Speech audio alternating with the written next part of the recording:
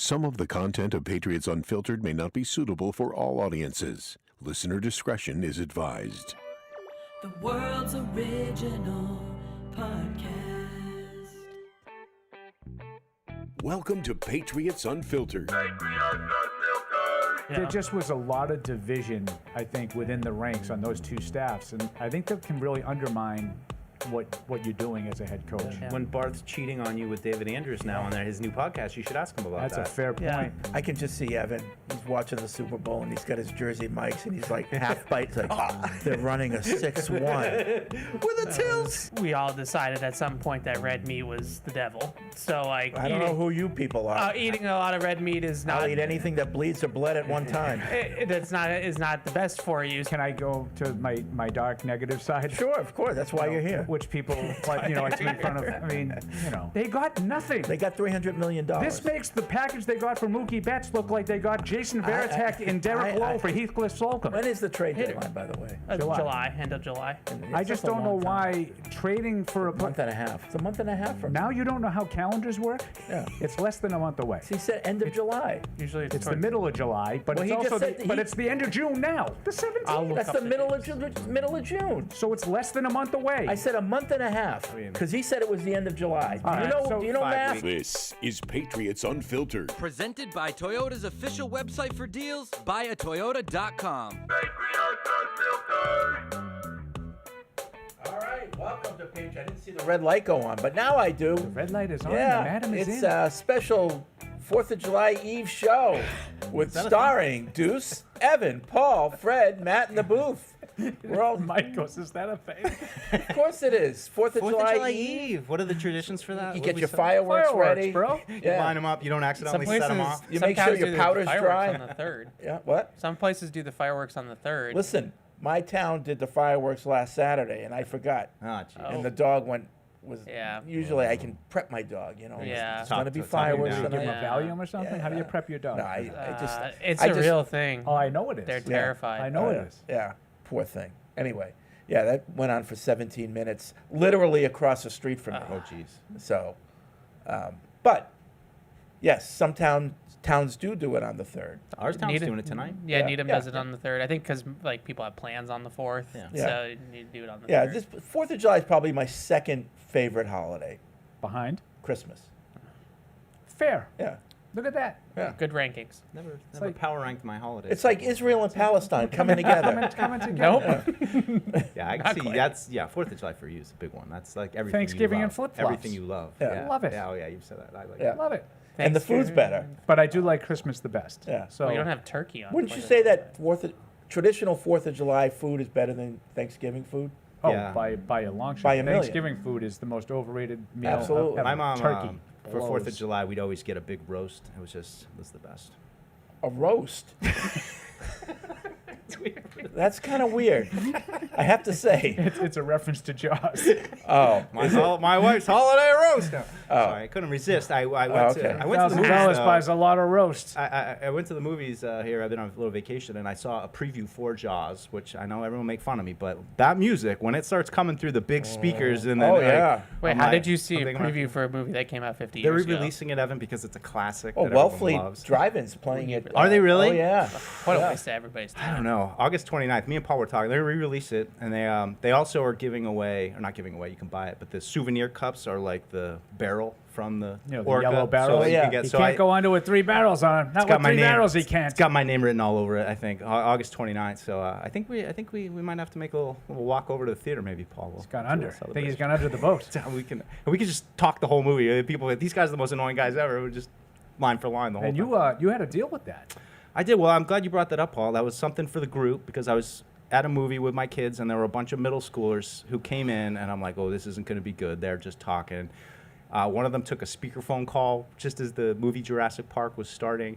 And I just was so stuck because I feel like there's you can start to get into it with middle school boys, but you're not going to win. Like those kids, I feel like they're just going to be, shut up, old man, get out, So I thought of you guys because I'm like, I bet Fred and and you don't Paul. have the hammer.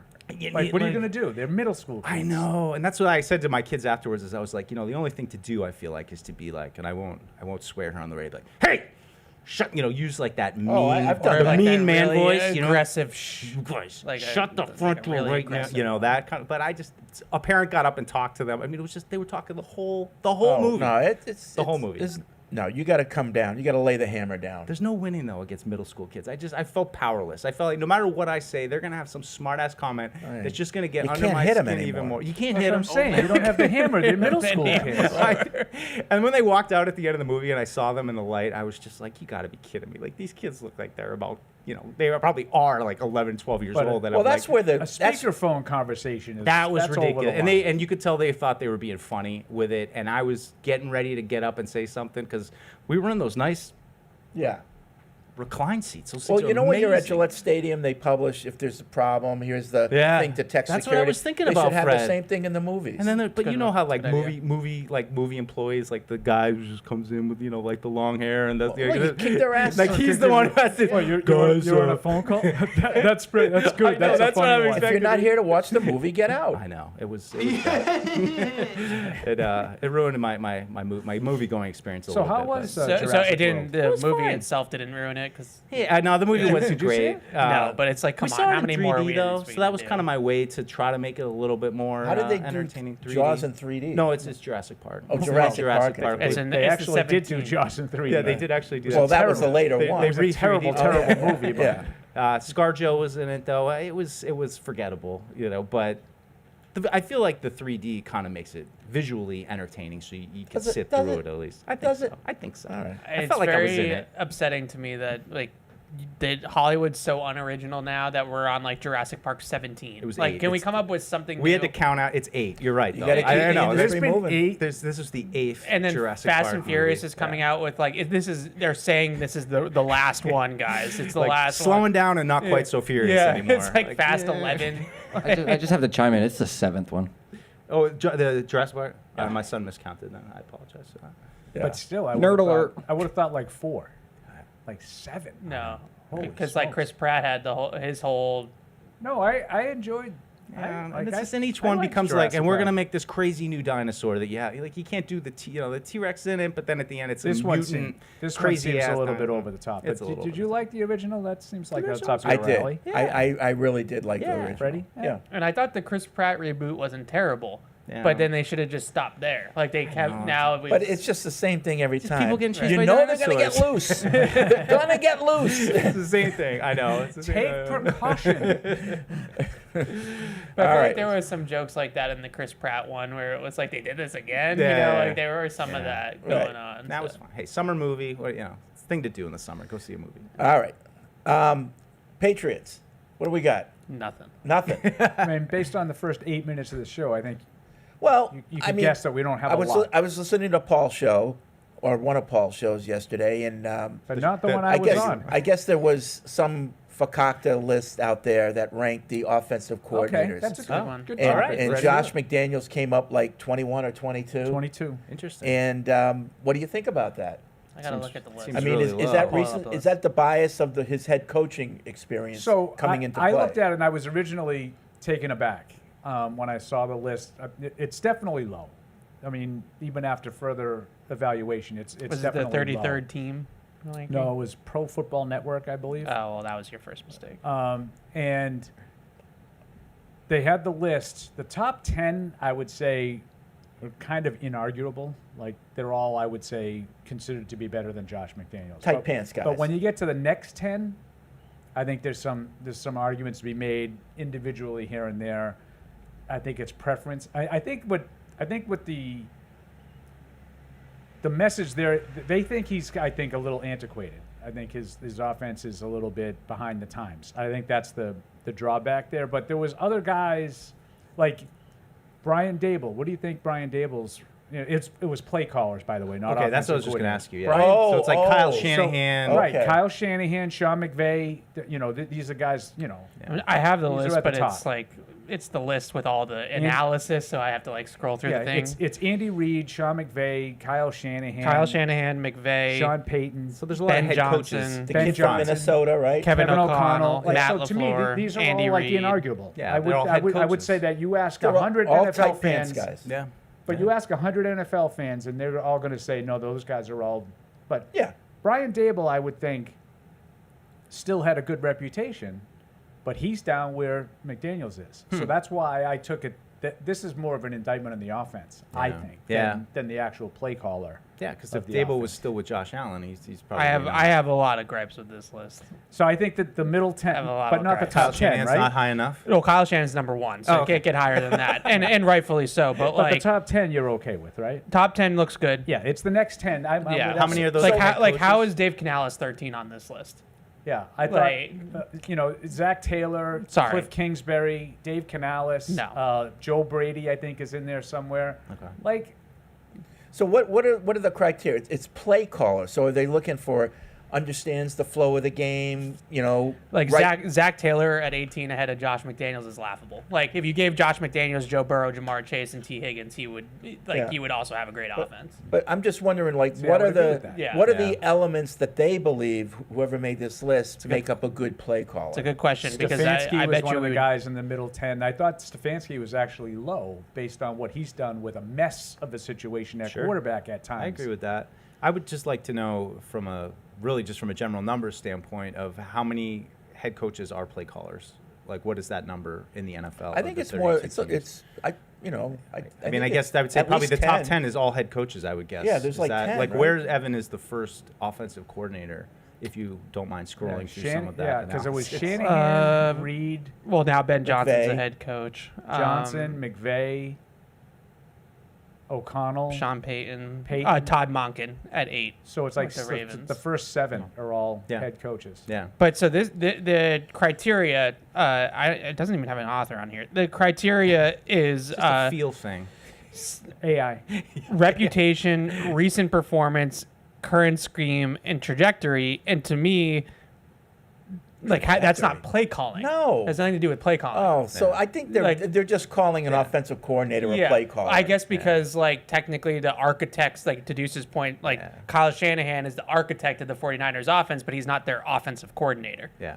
He's their head coach. So in order to include Right. guys like Shanahan, McVay, Andy Reid, like you have to open it up to the head coaches, and the only way to really do that is maybe it's too fancy, but like offensive architect is really what you're talking about. Like who's the director of the offense? If I were doing this list, I would absolutely have all of those head coaches there because I consider those guys, whether they are actually calling the plays, they're running the offense. Yeah, they're the driver of the offense, yeah. Right? But I do think that one of the things that you mentioned, Fred, off the top is one of their criteria, recent trends. Yeah. I think that he probably does get knocked.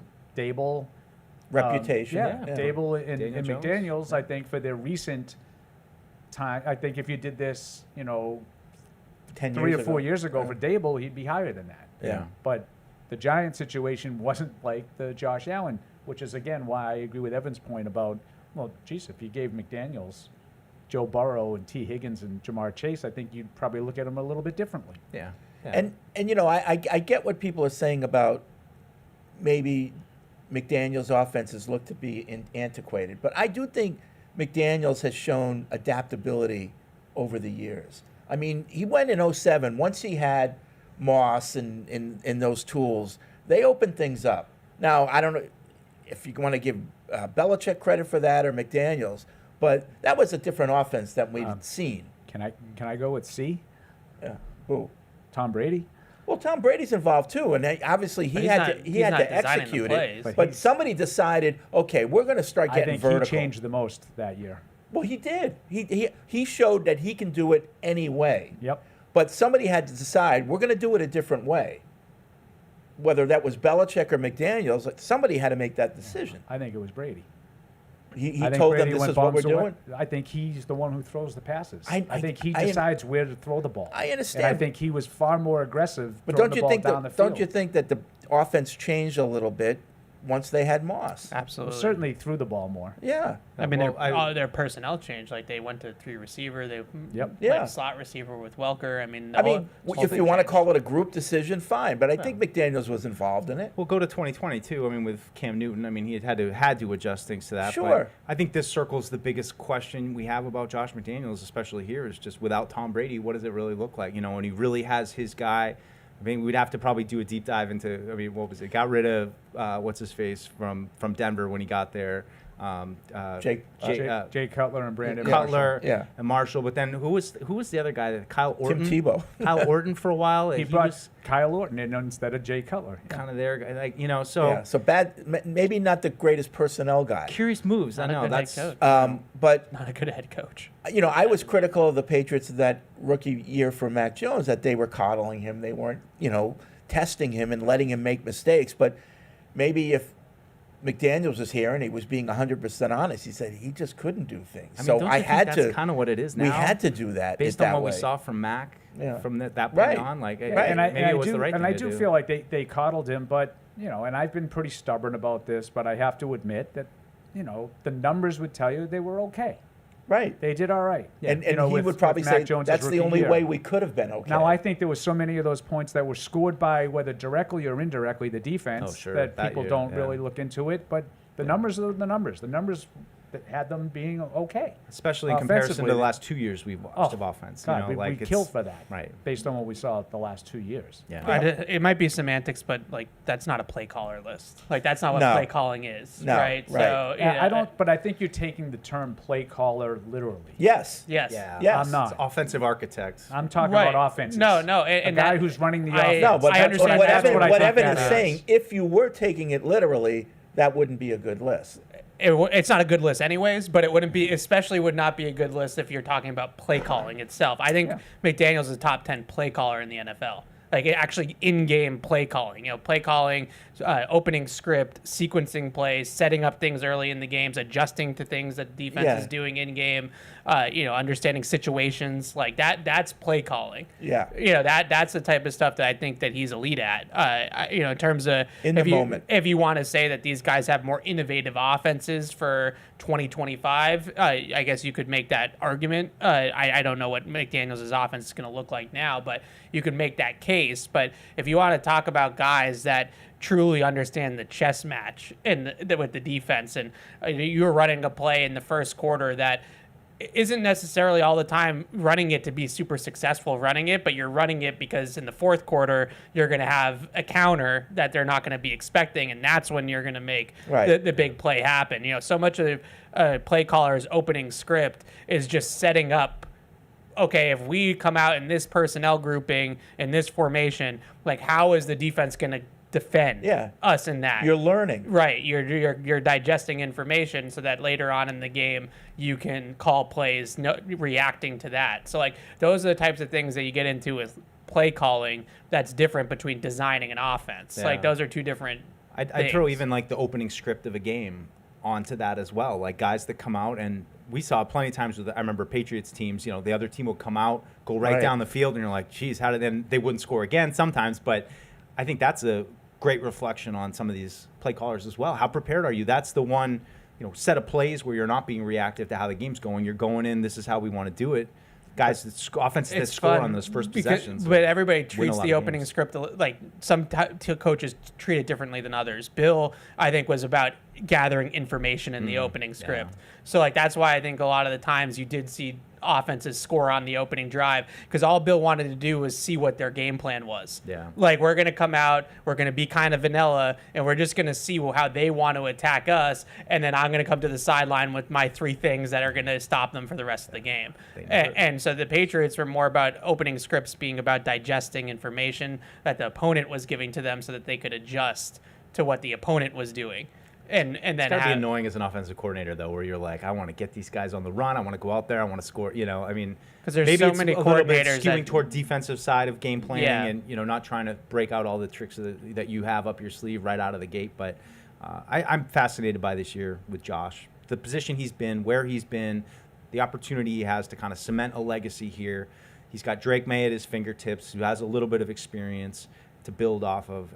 It's a huge year, huge opportunity for him. I mean, his legacy here, Patriots already probably pretty safe with the success he had with Tom Brady, but to take it to a whole nother level now and really carve out his own space, as plenty of people say, hey, it was all Tom Brady, and what can Josh do for this team now and get this offense back on track that's just been, terrible the last 2 years. Who has more to prove, him or Vrabel?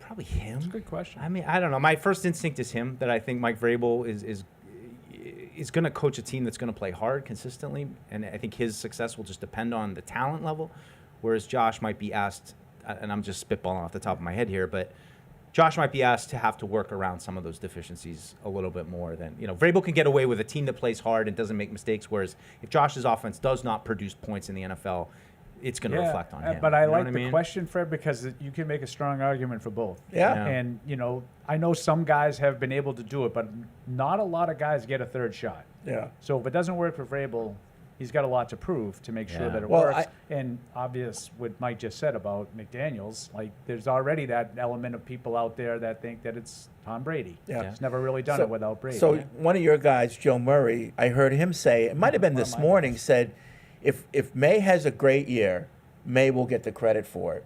But if he has a bad year, McDaniels will get the blame. I'm not sure I believe that. And I was thinking to myself, well, if May's turning the ball over, May's going to get blamed for that.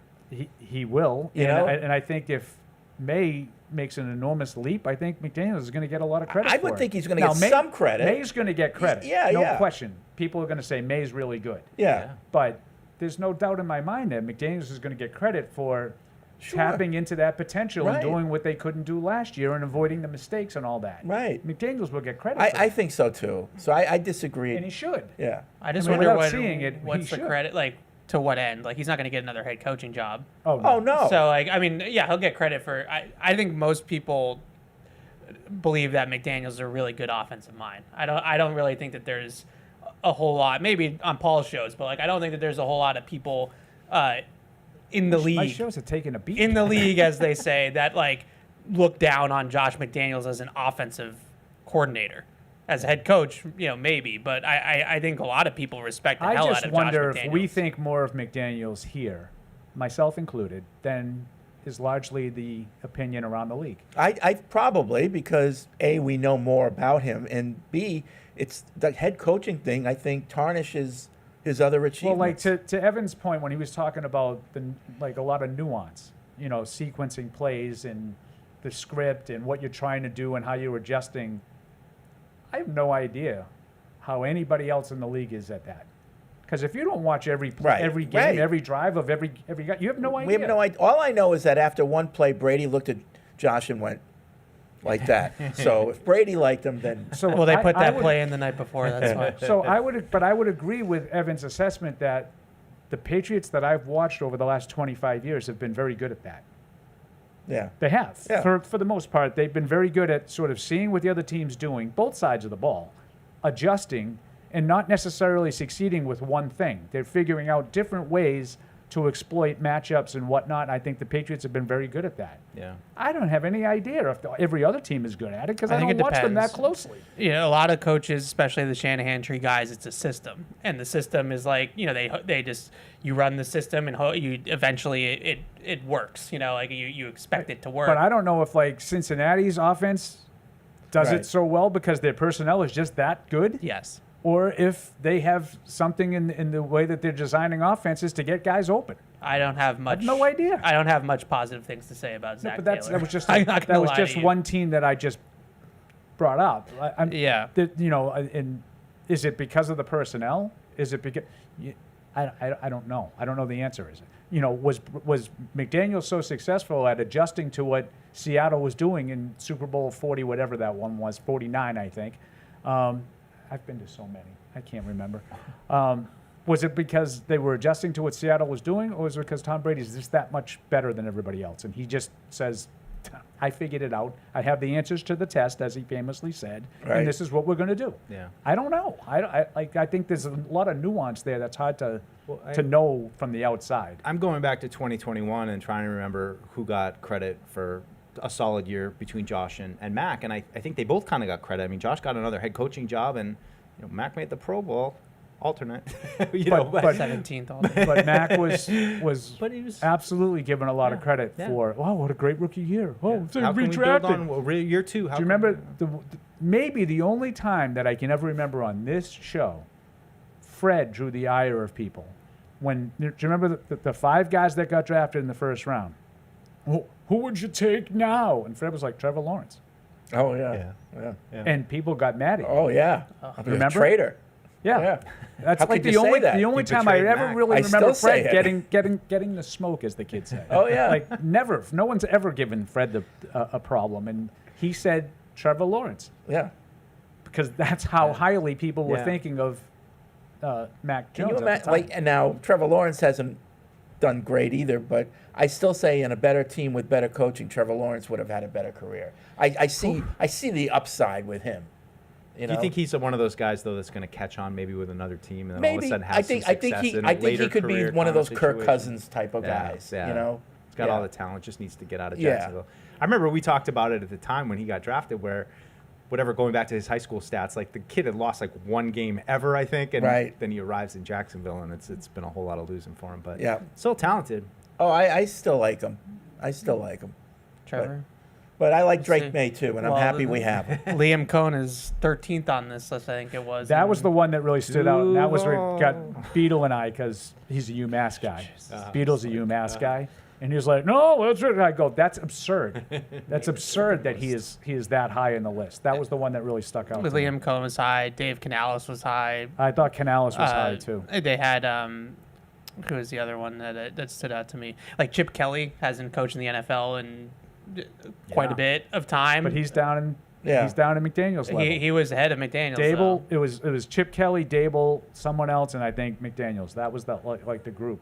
And And like I let's thought those face guys it, should have been ahead of like Dave Canales Well, and they don't. Their Liam pants Cohen. aren't as tight. but so like people- Chip Kelly like Oh, hasn't how been tight are Andy Reid's pants? He's Really like, tight. He's like 3. I know. Well, Josh lost so much weight, he can't really wear tight pants Yeah, anymore. well, Those he's pants now are a too tight loose. pants They're guy. too loose. Yeah. They used to be tight. Now they're loose. Adam in Louisiana writes in, who do you think has the better Patriots legacy as of today, Josh McDaniels or Dante Scarnecchia? I personally think Dante has it right now because so much of McDaniels' success is tied to Brady, but I think he could surpass Dante if he's successful with May. It's gonna be hard. Dante Scarnecchia. Yeah, hard he's to kind of a surpass legend. Dante. Just lapped him. Yeah, he's kind of a legend. Yeah. He's definitely a legend for sure. Yeah. But, I mean, it's all Matthew Slater though. Matthew Slater made Dante Scarnecchia. What?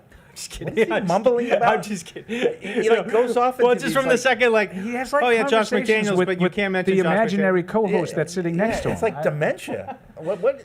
Maybe it's early onset dementia. Maybe I don't know. Oh, don't Maybe say you that. know what it is. Yeah, No, you know what it is. It's like I've can been we doing not like You joke? have kids, bro. I've been doing like 4 days of vacation, then I come in for a couple days. So I'm kind of like I feel like I'm half vacation deuce right now. You know, it's fine. Kellen Moore. Like Jesus. Kellen Christ. Moore. Sorry. Just, I will say though, I digress. noticed Dave Canales is getting a lot of love lately for some of the changes I guess he implemented for Carolina last year and Big kind of changes. tailoring the offense more around Bryce Young. The only and- thing I would say specifically with Canales that I'm impressed with is he did what we kept talking about wanting to see from the Patriots last year. And in the second half of the season, the last quarter of the season, the Panthers became a difficult team to play against. And they didn't win a lot of games, but they were very competitive. They won a couple. They looked like they were getting better. Yeah. That's what we wanted to see. I'll give Canales credit for that. Navigating a difficult situation, having to bench your former number 1 overall pick quarterback, and then having him respond to that Yeah. tells me that he did it the right, quote unquote, the right way. Those things can go. I just have a tough different time directions. with guys like Canales and Cohn specifically because they're not running their own system. Like they're running Bruce Arians' offense, which was in Tampa Bay. McDaniel And- certainly isn't running the And system. there's a reason why Baker Mayfield has transitioned offensive coordinators like 3 times now in the last like 4 years, and it's been seamless because they're all running the same playbook. Yeah. So it's like, and look, I know every coordinator has his own twist on things and things like that, but like we're not really talking about guys that are truly like Andy Reid or Kyle Shanahan or Sean McVay. Those guys have really run their own offense. Like they're really, they're all offshoots of the West Coast, but like they run their own offense. These guys are picking up where other people have left off. Yeah. So it's like I have a tough time with that. Josh like did the same thing, but Josh's been doing it for a really long time. So like, is it really the Charlie Weiss offense at this point? Like, They ain't Charlie Yeah. Weiss's offense. Probably They not. Probably call things the same. but yeah, it's- yeah. If we go back to Dante real quick, though, my joke aside, like that to me is what we give a lot. I think we devalue coaches a lot. Like we're always talking, it's all the players, and I rightly don't, not so. in football. But I think coaches generally get devalued. He's one though that even going back to when he was first here in the 85 team, which, you know, I'm doing a thing on right now, but like his unit was outstanding. His unit, they made game-changing plays. And granted, he's only coaching a position group, so it's a little bit hard, a little bit easier, I would say. But you guys saw it. No matter who he had, he could pull performances out of players, you know. And again, like you're not a whole team, you're not building the team, but He could get whatever anybody you up gave to a him, functional level. He could get anybody to a functional level. He Yep. could develop guys, and he did it consistently. And I think that's what we all look for in our coaches that, you know, have been around. It's just get the most out of your guys, and that's something that whether he was coaching special teams, whether he was coaching tight ends, Dante Scarnecchia has done it in this league. He for was a guy, 50 and we've years heard it enough plus. from enough players that you wanted to do well for him. Like you didn't want to let him down. Like, and so whatever he did to get people to feel that way, it worked. Yeah. You know, Hard you ass, just I didn't mean, want to let him down. demanding, Yeah. hard. I mean, all the stories from those linemen. But they knew he cared about them. Yeah, yeah. You know? No, he's a special guy. I mean, I got to interview him for that 85 thing. It's the first time I talked to him a little bit while he was here when he was, you know, coaching and various coaching, you know, when we have the opportunity for availability. But it was the first time I had just a real conversation with him. And, you know, I shared with him that in 91 when I was at Holliston High School, I was on the sideline. You know, our community cable access channel, and I got to be the cameraman with like a 3/4 deck. And the game I was there against New Orleans in 91 was the game that Dick McPherson, I think, was sick, and He took Scar over. had to fill in. And I said, you know, Scar, just to let you know, I was, you know, on the sidelines when he's, you know, oh, that's very special, but just such a great guy. I mean, you could just tell why. So it's he's funny. such a You were special on guy. the sideline, and I was watching that game in the stands. No, really, the Oh, yeah. Saints game. I was in. I at was the there. Game. I mean, that was like that's how stupid it was when I started being in the video communications class at my high school. I would do the sideline cam for the football games, and they were like, I remember the director, the guy, the teacher was like, "Oh my God, look at how steady this kid is!" Like, you know, like watching that. I love being shooting football, and then there was a guy, Timmy King, in town who had his own cable access show, and he was like, "The Patriots have credentialed me. I need a cameraman who's good with a handheld." And so, and this is back in the day, a 3/4 inch deck. So you had a 3/4 inch deck on 3/4 the deck, thing. of course. Well, it's like the video cameras now are like you could shoot the whole thing on your phone. This was you had a deck with the giant ass video Three-quarter deck. with the camera, and we were walking around all the parking lots. That was the year I think they won 2 games the whole year. Patriot know. fans still just loving it, but went into the press box, went into the locker room afterwards, interviewed Fred Smirlis, Vincent Brown. It was my first taste ever being around this stuff. So, yeah, it's cool. Cool The memory. Undertaker. Cool memory. Yeah. That was really the only time that I was ever out on the Patriots. Yeah, It's like like 90, 90 when 92. they went 1-15 with Rod Rust, and they were just such a train wreck, and they were even worse off the field. And then McPherson came in, and I was like, that's not gonna like that's not the guy. Like it's not gonna work. And they were a little bit better that 91 season. I think they won like 5 games or 6 games or something like that. And then they bottomed out again at 2-14. And then like that 3-year period was the only time I was ever really out on the Patriots. Yeah. Then they hired Parcells, and I was back. Yeah, right. I'm back, baby. You got right in line. I think there's a real case in my mind for Dante being in the Pro Football Hall of Fame as like a contributor to the game. I would agree. Yeah. I think he's the best positional coach of all time. Yeah. So like I think there's a real case for that. I mean, he's Best positional coach of all time. of all time. I think he's the best at it of all time. He's I'm definitely not qualified to rank Yeah, him. I but- don't know either. But I think I he's- would make an argument for Dante. Yeah. I'm just I not definitely qualified to think rank that all the he's other guys. the best offensive line coach of all time, and I think that's the hardest position to coach because you have the most guys to coach, and it's a 5-man unit that you're coaching, and so you have to have everybody, working together. It's not like you're coaching receivers is like an individual position, right? You know, the offensive line, it's the weakest link and that whole thing. Like you have to be together as a group, and I think he's the best that's ever done it. From player development to also in game, getting everybody, all 5 guys to execute and on the same page. So he's the best ever in my opinion. Yeah. Funny, Paul, you mentioned Rod Rust, and that was a story that I just rediscovered was Rod Rust was fired midway through the 84 season, and then they went back and rehired him as the defensive coordinator, and all the players of that 85 team love Rod Rust. I mean, that defense was excellent. He was an excellent defensive coordinator. But all I think of him now... Nelson called him a defensive genius. Yeah, He like, said I mean, it they all were the time. all so excited to get him back. I just think of him, as you said, Paul, as that coach Right. of a really failed team. And who was that guy? He was terrible. And then you go back and you realize, like, Well- this guy's like the Rex Ryan of his day. was a or great Well, that's coordinator, that's you the thing. We kind of make fun of the NFL a lot because it seems like they just rotate coaches through. Once you have a job, you always have a job. But we don't know and this gets to the, we only know the Patriots. Some of these guys that are cycling through are really good coaches, and that's why, as a new coach comes in and he goes, I want Rod Rust, because as a positional coach, they are really good. And as fans, we just don't know that. Right. I mean, the truth of it is he coordinated one of the best Patriots defenses of all time. So, it's just, that's something that's lost in perspective, and you just remember those terrible years in the early 90s when they could barely win a game.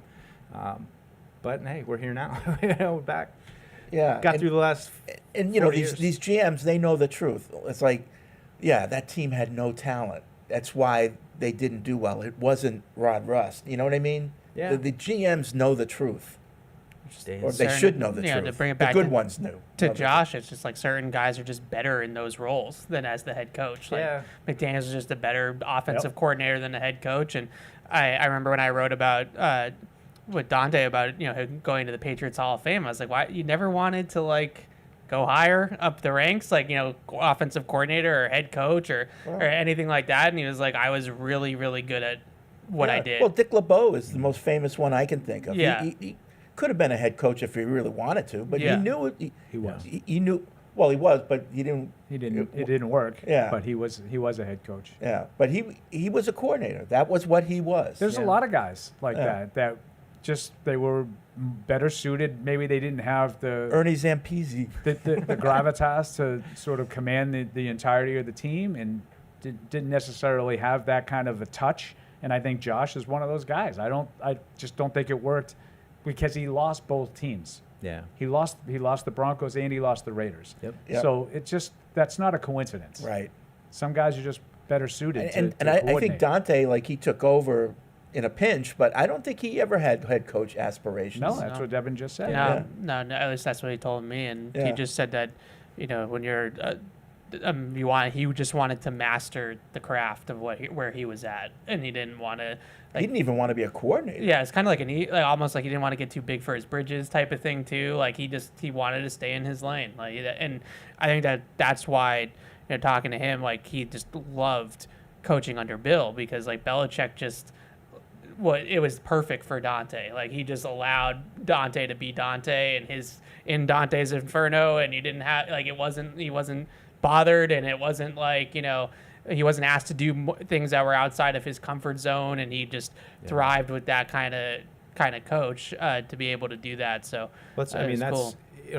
he survived the regime change in the early 90s. I mean, Bill Parcells was like, I have a job for you. This is what it is. Take it or leave it. And Dante stuck around, but I mean, he's just, like I said, the ability to bring players up along, and even players, like Matt Light, who maybe wasn't the greatest left, but played at a championship level and, contributed to those teams.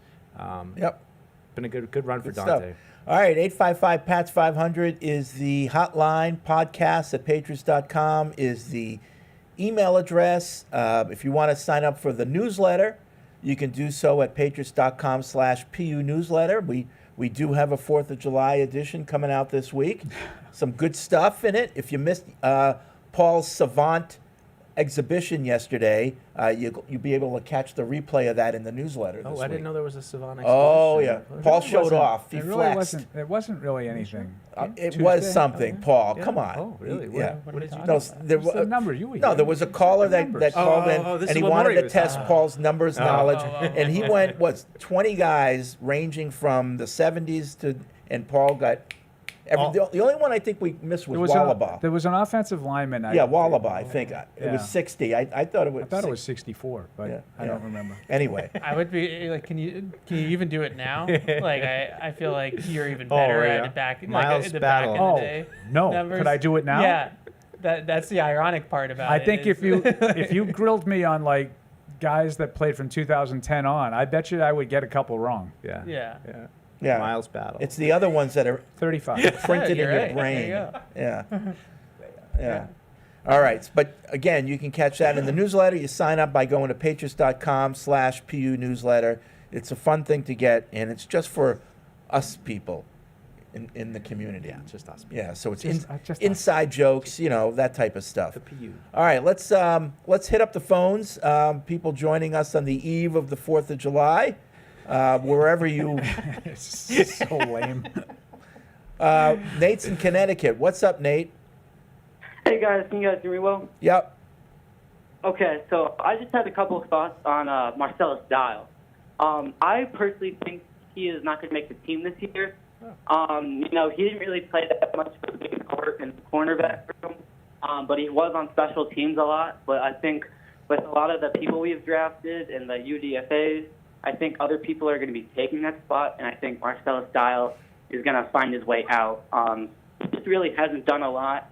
I mean, we saw him play in preseason, and I think he looked all right, but he just didn't have the strongest of his rookie year, and I don't think he's going to make it this year. Now, why are you particularly concerned with Marcellus Dial?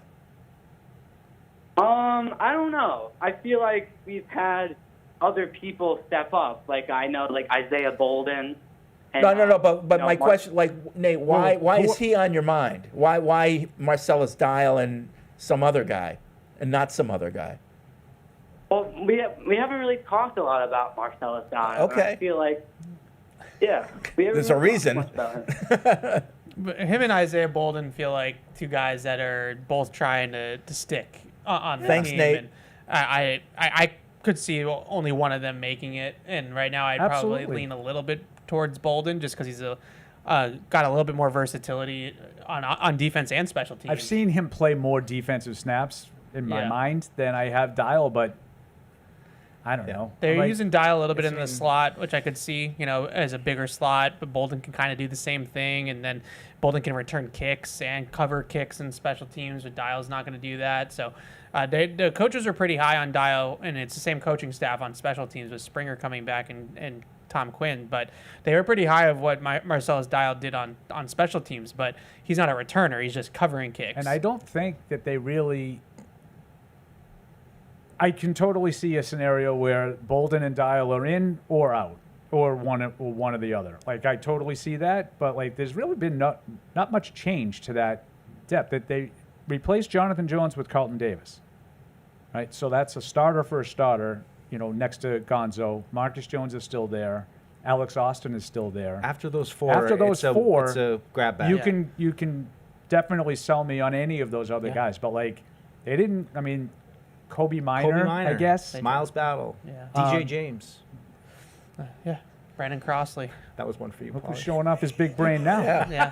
I mean, it's like those guys, the UDFAs, like that's the list. And those guys are day 3 flyer. And I type didn't draft see picks any of that, those guys in the spring like, oh, wow, look at him. DJ James. Did I get that that's right? his name, correct? DJ James Jordan is out Pope. there with Gonzo. I didn't see any of that. Like I saw that with Once Upon a Time with Malcolm Butler. Yeah. All of a sudden, some random UDFA is out there with the regular players, and you're like, oh, we got to keep an eye on this kid. Right. I mean, I didn't see that really in the But spring. with my that days group. of getting excited over UDFAs and 7th round picks are over. I used to get excited about them, but now, Speak for yourself. now if they We've happen, come a long way. now if they happen, they happen. Right. Right. And that's what you would After hope Chisholm after says Alex hello. Austin, that, and Alex Austin was kind of one of those guys a couple years ago. I mean, I think he traded for him at some point, but you just hope maybe one of those guys emerges and is able to. I mean, Isaiah Bolden's got some good size. Dial's fast. Kobe Minor's fast. They're all fast, but I don't know. Those are bottom of the depth chart kind of battles that guys are going to win on Those special guys- teams. That special teams, and if like, one of those guys yeah. happens to emerge and suddenly is getting reps with Yeah. Gonzo, Then great. Well, Then- That then top awesome. four Something to feels talk pretty about. secure.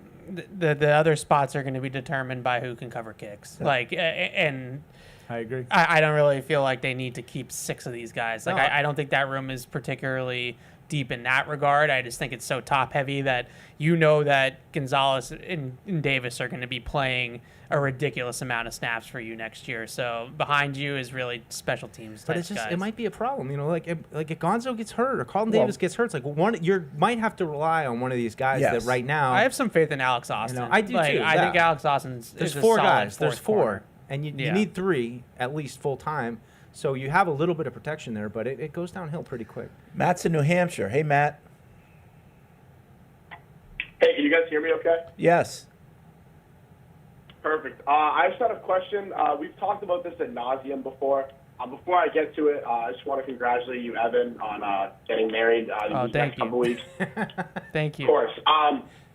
Yeah, just with the left guard position, like I said, it's been talked about so much. Like, if you guys had this pick right now, who's your day one starter there? I know the options aren't great. If I had to pick, it'd probably be Cole Strange at this point. Or is there a veteran out there, a free agent, that you guys think we should? I don't know about a free agent. That's tough to say. I probably would with young Cole Strange. I don't feel strong about it. I would though. probably lean Strange as well, but I want to see when they start training camp what Jared Wilson's doing. Yeah. I'm holding out hope that either Jared Wilson or Caden Wallace, one of those two guys, whether it's Wilson at center or guard, it takes over and kind of improves that interior, just with younger players that you're a little bit more. I don't know if it's just the unknown of what they really are versus Cole Strange, but I kind of just feel like we know that Cole Strange is who he is, whereas those other guys, I think there's maybe still some development to do and still some upside that exists with them, especially Jared Wilson. Brandon Scherf's a free agent, which is interesting, but career right guard, not a left guard. But if he was kicking around and we're 2 weeks into training camp and they look at it and they're like, "Yeesh, like this isn't going well. You know, this left guard by committee is not working out." I could see Brendan Scherf coming in and still being a respectable starter, but he'd have to be want to play and want to play at left guard. He's still available now? He is. Then he must be done like dinner. I would say that's a good player to be available at this stage of the but the it could offseason. also have to do, a lot of those types of veterans don't really want to do training camp, so like they tend to sign like 2 weeks into camp and like kind of skip the dog days of training camp in the beginning and then get into it once the preseason games start. You see that, like if you see Brandon Scherf sign like right around where Zeke Elliott signed with the Patriots a couple years ago. Like that would be sort of the sweet spot for somebody like that. Thanks, Matt. Appreciate the call. In my mind, I just got validated. Done like dinner. That's good. That's a good line. Deshaun's in North Dakota. We don't get a lot of callers from North Dakota. What's up, Deshaun? No, Virginia. I think he might have understood. Okay. Yeah. Yes. Matt, a little PTSD going on. I asked twice. What's up, Deshaun? Good afternoon, guys. You hear me? Yeah. Happy 4th of July Eve. Yes. Based on what you guys were saying before about the Tom Brady thing, 'cause I think it was interesting because it's some of the same thing I've been saying for the longest time. The reason why I always thought that Brady should, the reason why Brady deserves a lot of the credit, because what people have to take into account is that you can't expect this team to have that, that well-oiled machine like they did back in the day, because the centerpiece is Tom Brady. Tom Brady has made the best of his situation, no matter who was around him, and then once people seen once he got a tour like Randy Moss, he took off. And I've been saying that please get him a real weapon. This is something that other quarterbacks, his foes that he has faced over the years, they have been able to benefit from. And they have now accomplished nowhere near as much as he has accomplished, despite him dealing with less. So when you talk about organizations and situations like the 49ers and the Cincinnati Bengals or whatever, yes, a lot of it has to do with a lot of their personnel or whatever. But the reason why, as far as with the 49ers, we can't maximize it because they don't have number 12. Number 12 makes magic. He turns water into wine. Yeah. And that's the reason why we felt like we should not take this for granted, because it's something we're never going to see again. That's why I always think that it's very important for them to get weapons for Drake May. Yes. Because he's not going to be able to do what Tom has done. Yep. That's all I wanted to say. I agree, Deshaun. I mean, you got to get him weapons. You need to build around him, and I think next year, unfortunately, I think this year all the big names are out, but I think next year that will be the focus, regardless of what happens this year. That we've got to get some offensive weapons on this team. But I think I like the addition of Henderson as running back. Sure. I know he's a running back, but I think I'm hoping he will be a weapon for this team. Yeah, me too. There's a lot. Who's a weapon? Henderson. He should be. I hope he will be. Well, are we doing the weapon debate again? No. I think if he turns out, that's a weapon. If he pans out, I would say that he qualifies as a weapon. He's a big play candidate. Yeah.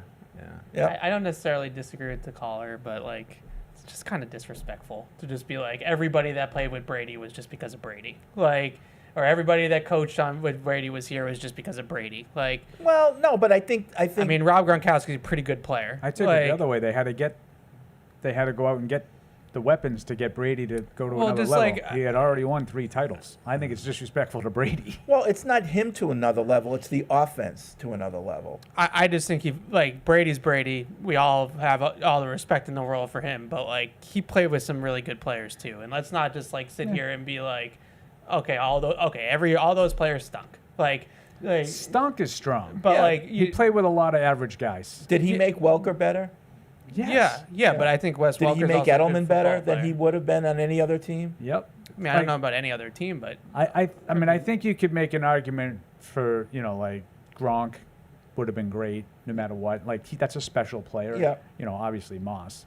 But there's a lot of guys that were good players. Yeah. That he made look better than good. I think so. maybe at the receiver position. But like some of those, like they had great offensive lines. Well, that's where his influence is. Oh, I mean, you want to go back to Dante, and the most impressive thing to me about Dante is a litany of Greg Robinson Randall, Brandon Gorin, Tom Ashworth, Nick Kazir, didn't matter. Yeah. Now, part of why it didn't matter was Brady. Yeah, I do give Brady a lot. Evan's probably right. Maybe I give too much.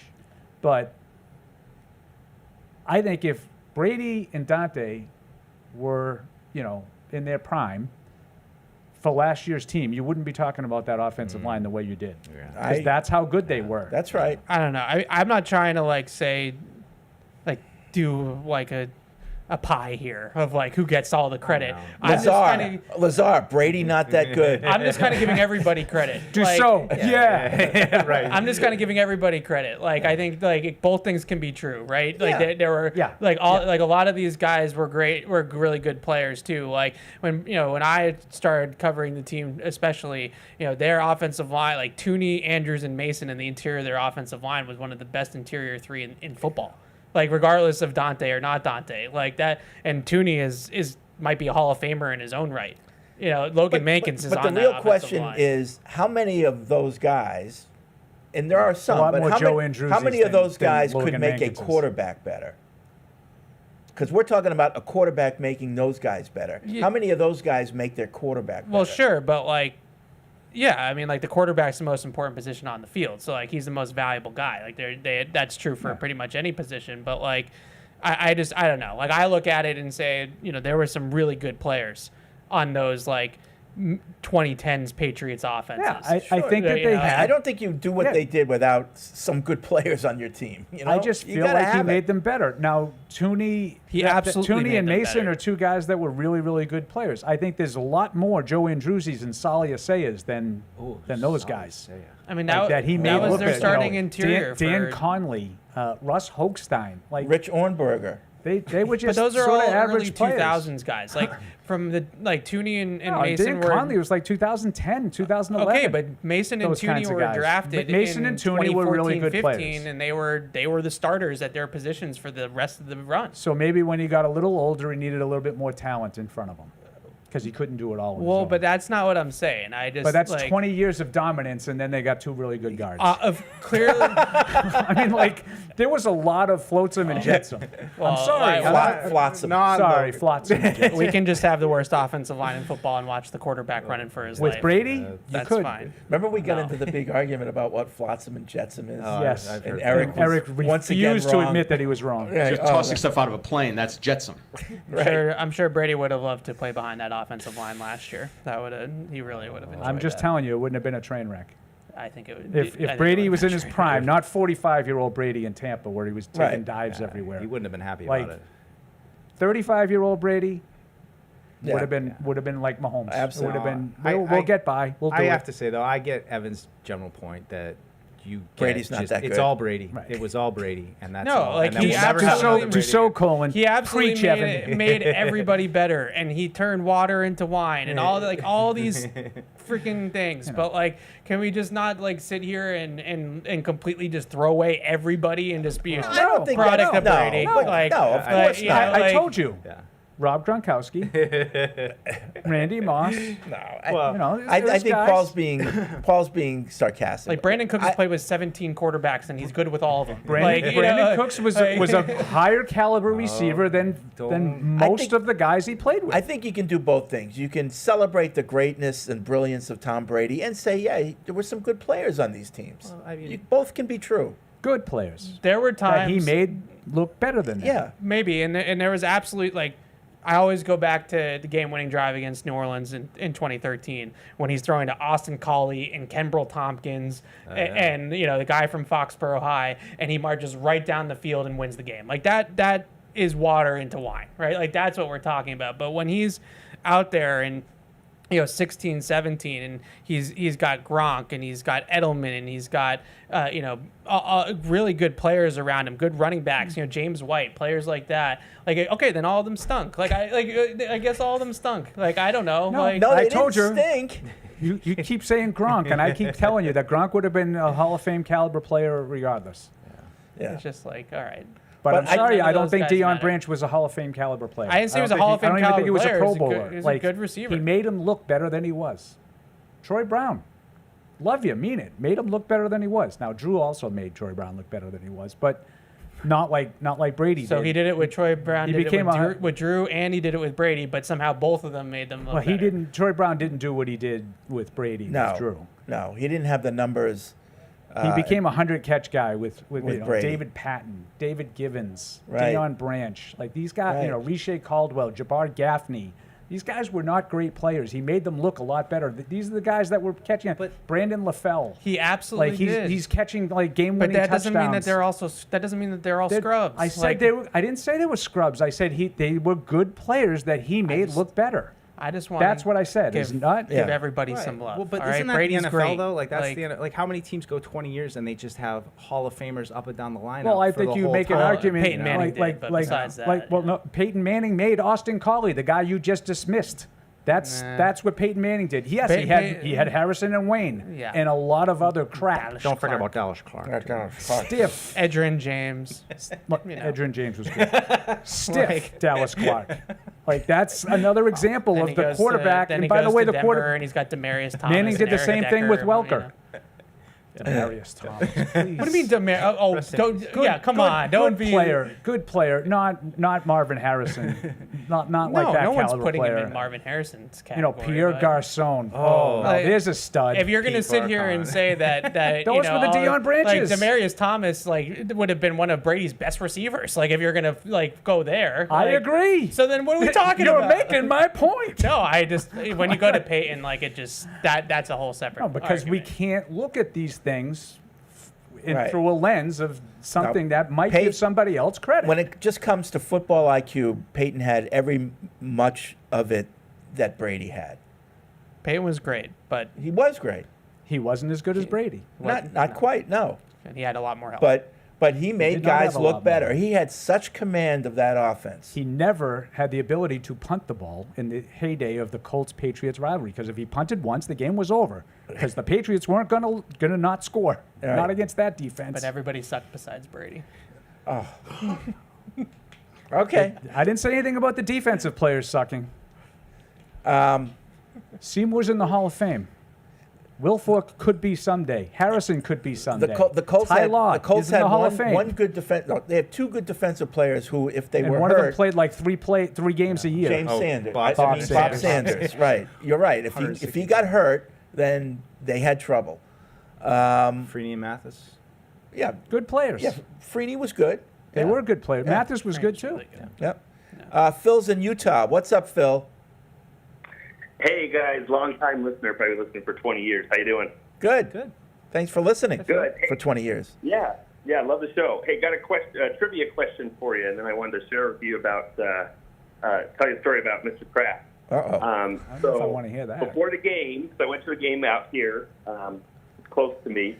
Wanted to see if you can figure out which game it was. Before the game, they handed Mr. Kraft a letter that he read that was saying that Teddy Bruschi was coming back to play after his stroke. Okay. And Patriots ended up losing that game 28-20. Paul, and the what game was opposing that? quarterback's nickname was the Snake. Do you know who the opponent was? 2005. They lost at Denver to the Broncos. Correct. Okay. Correct. I only got it because it said the snake. Yeah, Jake Plummer Jake was Plummer. the quarterback, right? And then I remember they lost 28-20, and that was a game they were getting killed, and they came back. And Andy asked Belichick after the game if he ever thought they were back in the game. And talking about it's a one-score game. Right. Like he got really mad. And then like 2 weeks later he goes, well, we really weren't even competitive in that game. And Andy was so mad. Because Andy asked him basically what 3 weeks later Belichick came around to saying, like, you know, we were kind of hanging on in that game. Right. That was a tough start. Okay. So. Yeah, all the No, I think I Broncos said fans were that, like, oh, Andy. here it comes, the Shanahan stall, as the Patriots were making their comeback. It was pretty funny. Yep.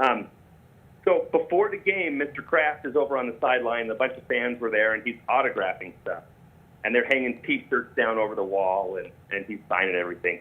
Well, he's not really paying attention, so he signed the stadium. So the bumper, the pads around the stadium. Oh yeah. On the side of the stadium, and I sent you guys the picture. It was pretty funny. So I wonder if it's probably not there anymore. They've probably switched that out by now, So right? it's like 20 years. I would hope so. Yeah. I would hope so. But that'd be funny. Like last they're thing I switching said- it out, and the guy's like, "Hey, RKK." Yeah. Who the heck's Bob? Yeah. So rule question for you, or rule proposal. There's lots of talk about overtime rules and, 2 possessions and whatever, and the discussion is always, they don't know if they're going to get the ball back in overtime. So what if they did away with the coin toss for overtime, and they just said, coin toss at the beginning of the game, and we alternate possessions at the half and then for overtime. So you play the fourth quarter knowing who gets the ball first in overtime, and then you play your sudden death, sudden victory in overtime. What do you think about that? And I'll take it up to you. I'm not sure what that changes. I don't like it. Yeah. My problem with the sudden death in overtime has nothing really to do with the coin toss. It's more the team that gets the ball first has a chance to end the game. Like, I think both teams should have a chance. But does it affect at all how the game might end? Like, that's what I was thinking about. Would it impact your knowing, like, well, we've got the ball if we get to overtime? Does that affect your strategy? Or we know we don't? It definitely would affect your strategy, but that doesn't mean it's better or worse. Yeah. It does affect the strategy toward the end of the game. Well, if you know you're so going like to get if the ball. it's a tie game, Yeah. and you're getting the ball in overtime, you're just going to sit on it because you wouldn't do that. You'd I go don't and know try if to you- score. But Yeah. like it tethers the coin toss to the game, where it feels like overtime now with a separate coin toss is kind of its own separate element. So now you're keeping overtime tied to something I think that it happened might. within the The play of the only game. strategy I could see in Mike's theory, which I think could come into play, Just thinking about it. is going for 2.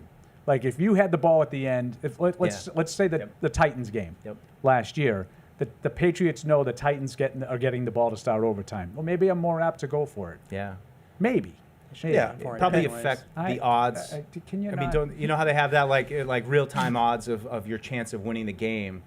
So in that regard, it might look at that opportunity as you have to kind of go for 2 right now, because if you don't, there's a high probability they're going to get the first possession and probably score and end the game based on So I don't know. It's interesting though. It's interesting. I don't hate the idea of, like I said, tethering it to the game itself and still having it part of the game flow. Whereas now, as overtime is, you're just kind of starting over again, like it's a new game basically. So would And you it's do the not, Bill thing of like just play it out as a quarter?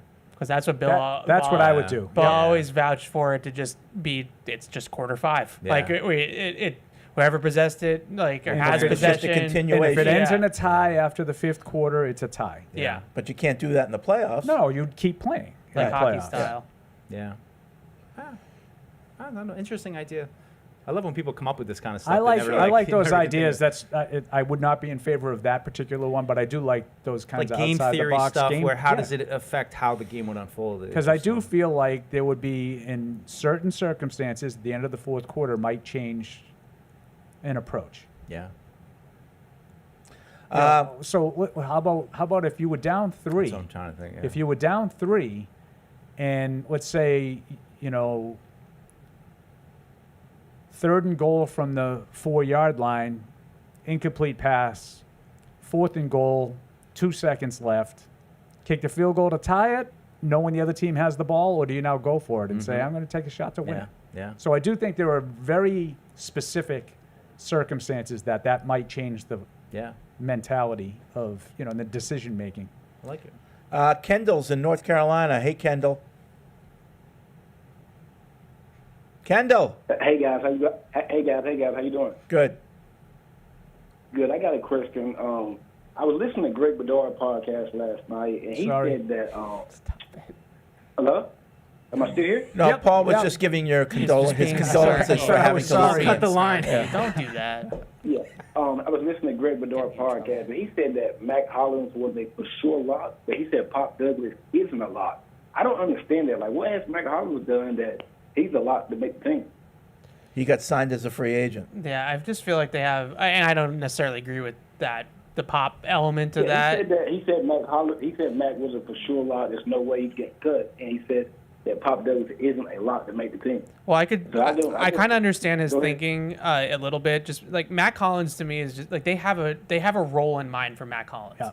Like I understand that he's not Randy Moss, but like they have a vision of like the leadership and the 4-down ability and like what he's going to bring Size on the outside. to the whole thing. Can we like agree, right, wrong, or indifferent, that Mac Hollins has had a better NFL career than Pop Douglas? Yeah. I mean, he's had a longer NFL career. Yeah.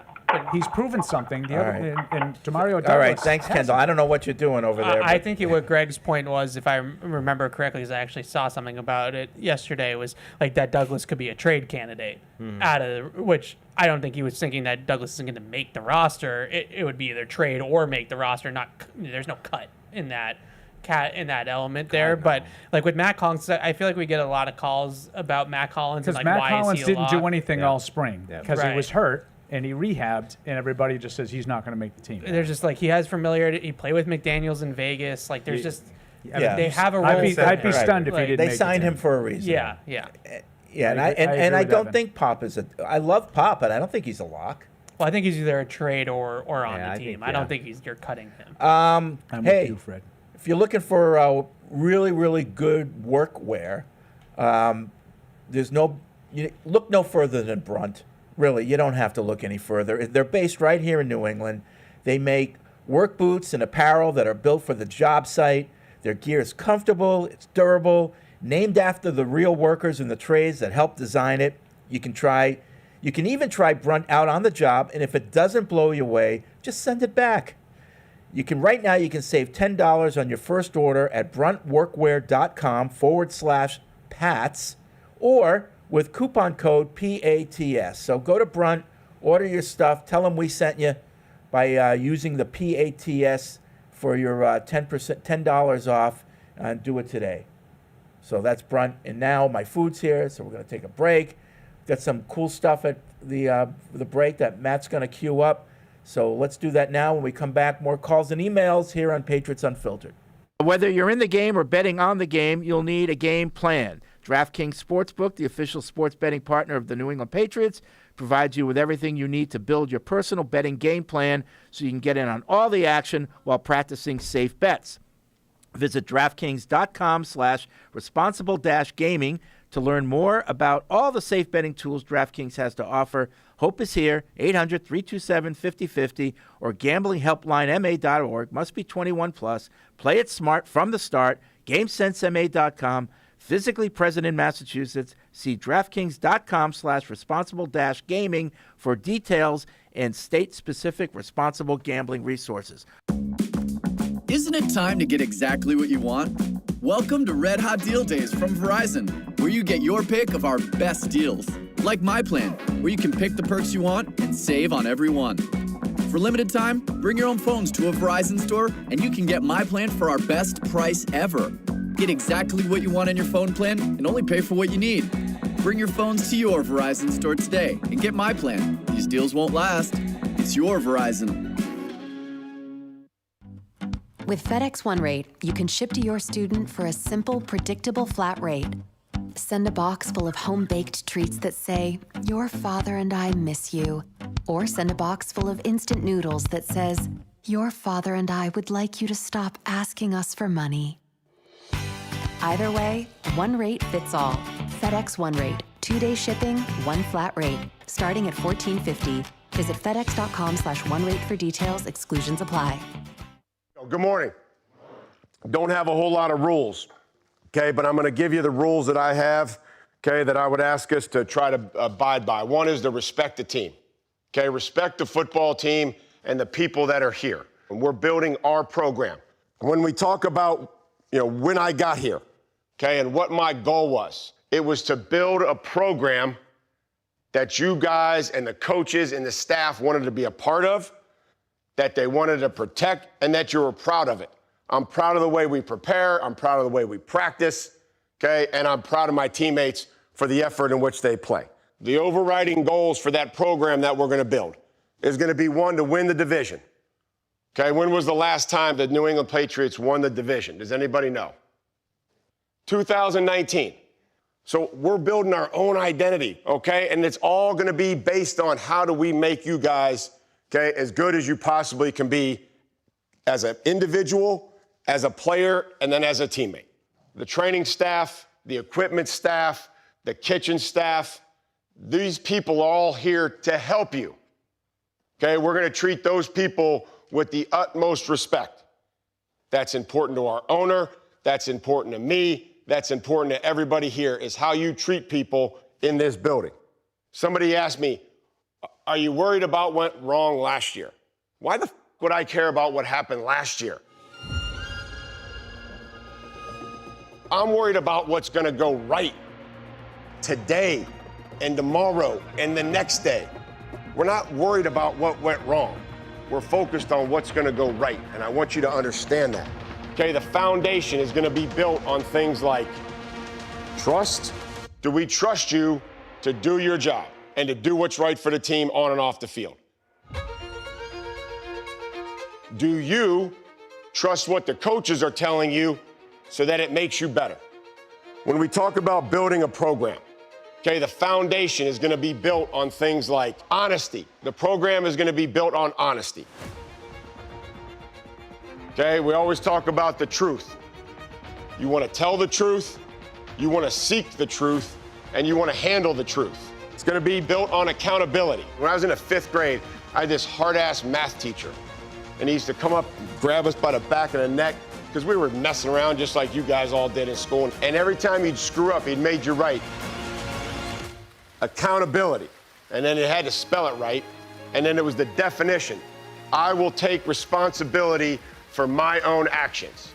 I couldn't tell you anything else he taught me about math, but I could tell you that accountability is I will take responsibility for my own actions. And I thank him, because I had to write it. He'd be like 500, 1,000. So then we just would spend class just getting ahead, and when he told us 500, we already had them written out and we were ready to go. But I know the definition of accountability. It's going to be built on respect. Hey, good to see everybody back, man. Go Pat. Let's get it, y'all boys. The respect that we have for each other to do their job, what everybody's role here is. When we come to work, that we communicate. If it's important to you, it will be important to us. I want you to understand that. It will be important to us. And ultimately, it's going to be built on a connection. It's important to me that we get to know you guys. It's important to me that you guys get to know each other.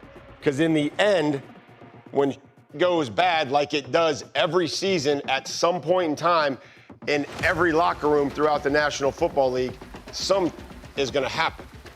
How do we respond to it, right? How do we help a teammate that's going through something? There's going to be an energy. We're not going to walk around on a practice field. We're a long way off from there, okay? But there's going to be an energy around this building. What you can expect, we're going to coach a out of you. On the ball! On the ball! In a row, good communication, know what to do, know where to go. And then on Sunday, we're going to let you play. Caden, have you been lifting this offseason? Have you done any lifting? Okay, good. Well, let me come up here and I'm going to see how much you've been lifting. Okay, let's count off 8 steps, okay? 1, 2, 3, 4, 5, 6, 7, 8. Okay, good. Let's turn around. Let's get back to the middle. Let's get 4. Ready? 1, 2, 3, 4. Would you guys all assume this is in the middle? Okay, good. Now get you a little base here. There you get your hands up. Open your hands up. Okay, good. Hold on. Ready? Okay. Good. You've been lifting. Everybody give him a round of applause. Sit down. So what did you just notice right there? And the two things we did. Did anybody notice anything? Tony, did you notice anything? How easily I got him to move across this hallway? And then when I started pushing against him, what happened? Yeah, we are going to be along on this journey with you guys. You understand that? And I don't care whatever's happened or how you've been coached. This is how I want to do it. Being along for the journey, yeah, I was kind of guiding him along there, pushing him a little bit, right? But I was next to him. There's a difference between being next to somebody and pushing them than sitting across from them and having some conflict. Okay, so that's our whole goal of how we're going to operate this program, is that we're going to be along on a journey. There's going to be some ups and downs, but that's the whole goal of what we're trying to do, is to go along on this journey with you guys to get you more out of you than what you guys think.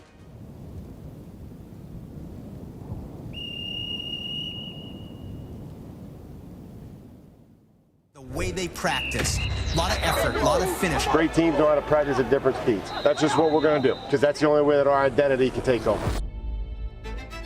This is professional football. This is your job. You're not on scholarship. You don't get a red shirt year. It better be tough. All right. If you're not tough, you're gonna have a hard time playing in this league. Patriots in minicamp continues state. You got like 2 steps inside and you got to get out. Good. Better. That's how the drill should be. There it is. Good. Good work right there, Dip. Good rep. Get off. Got it? We can remember it, but we can also work together. All right, big weekend this weekend. My son turns 21. We're in this business to win and to help players improve. I think that they embraced the change. I would have spit with 2, huh? I feel like I'm blessed to do this, so I wake up with that grind every day. Hey, Dada. Pass on me, 3, 1, 2, 3.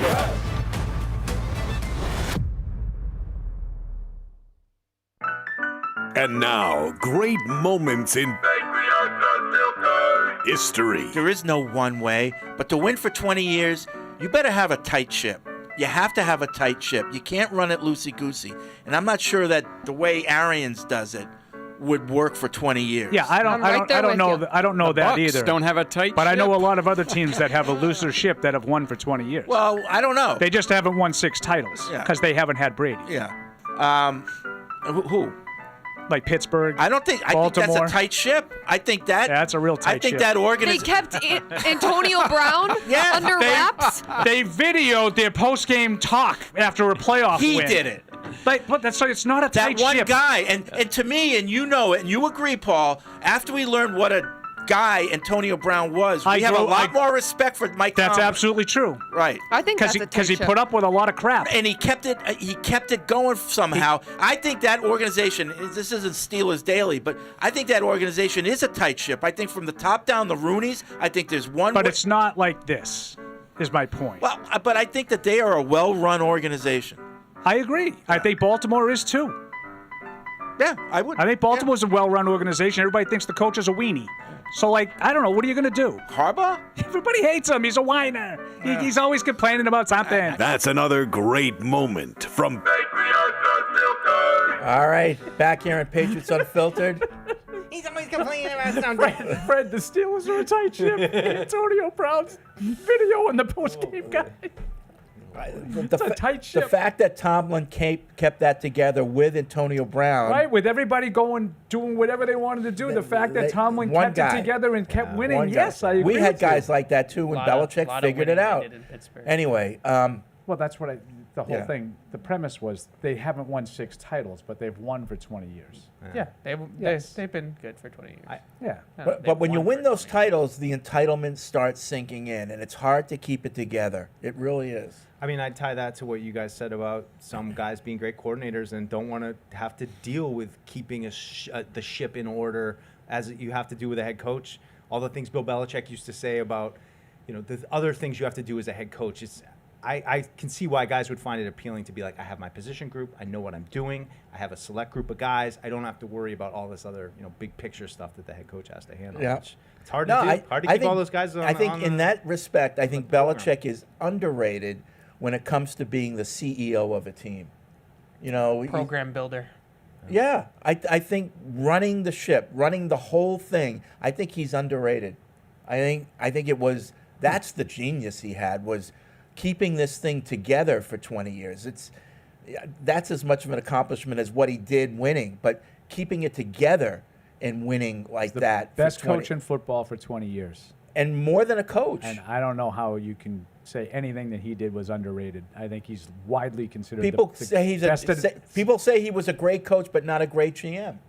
People say that all the time. But that's two different things. I would agree with that. But to me, a general manager is the guy that runs the team. I don't think he was underrated as a general manager. I think he was bad at it. Okay. Well, I think you're focusing on just personnel decisions. Yeah. Yeah. To me, a general manager in the true sense is someone who runs the team, who's in charge of the whole operation. And in that way, well, then who is that person? The head coach kind of runs the operation, and I think Belichick not on every team tremendous at that. Not on every team, and every team is different. I think in the Patriots during the dynasty, he was both. He was the guy that ran the whole organization, and he was the head coach. And I think in the running of the organization part, I think he was underrated. So, is it DaCosta in Baltimore now? Yeah. Does he run the Ravens? I don't know. No, John Harbaugh does. Okay. He does the scouting. Yeah. Oh, yeah. He's the general manager. Makes he the picks. does all the player personnel. He does Harbaugh doesn't have personnel control. Nope. DaCosta does. I would assume But I Harbaugh wouldn't say has that 53 DaCosta roster runs the Ravens. I would say Harbaugh does. He's the CEO of the Baltimore Ravens. I think Bill was outstanding at that. I totally agree with Fred on this. He wasn't just a coach. He ran every day. There was no confusion. Bill is the messenger, and he's the one who's delivering it every day. No ambiguity. Everybody knew what they had to do because Bill made sure everybody knew what they had to do. Yeah. He ran the team. They haven't played any games, but don't you feel the same way about Vrabel? Yep. Like the second that he has gotten here and every exposure we've had to him, his team. It's the same Whether thing. it's Elliott or Ryan Cowden, one of those guys is the GM. Yeah. Even though they don't have the title of GM. Head scout. Mike Vrabel runs the Patriots. Right. It's incredible. Like that.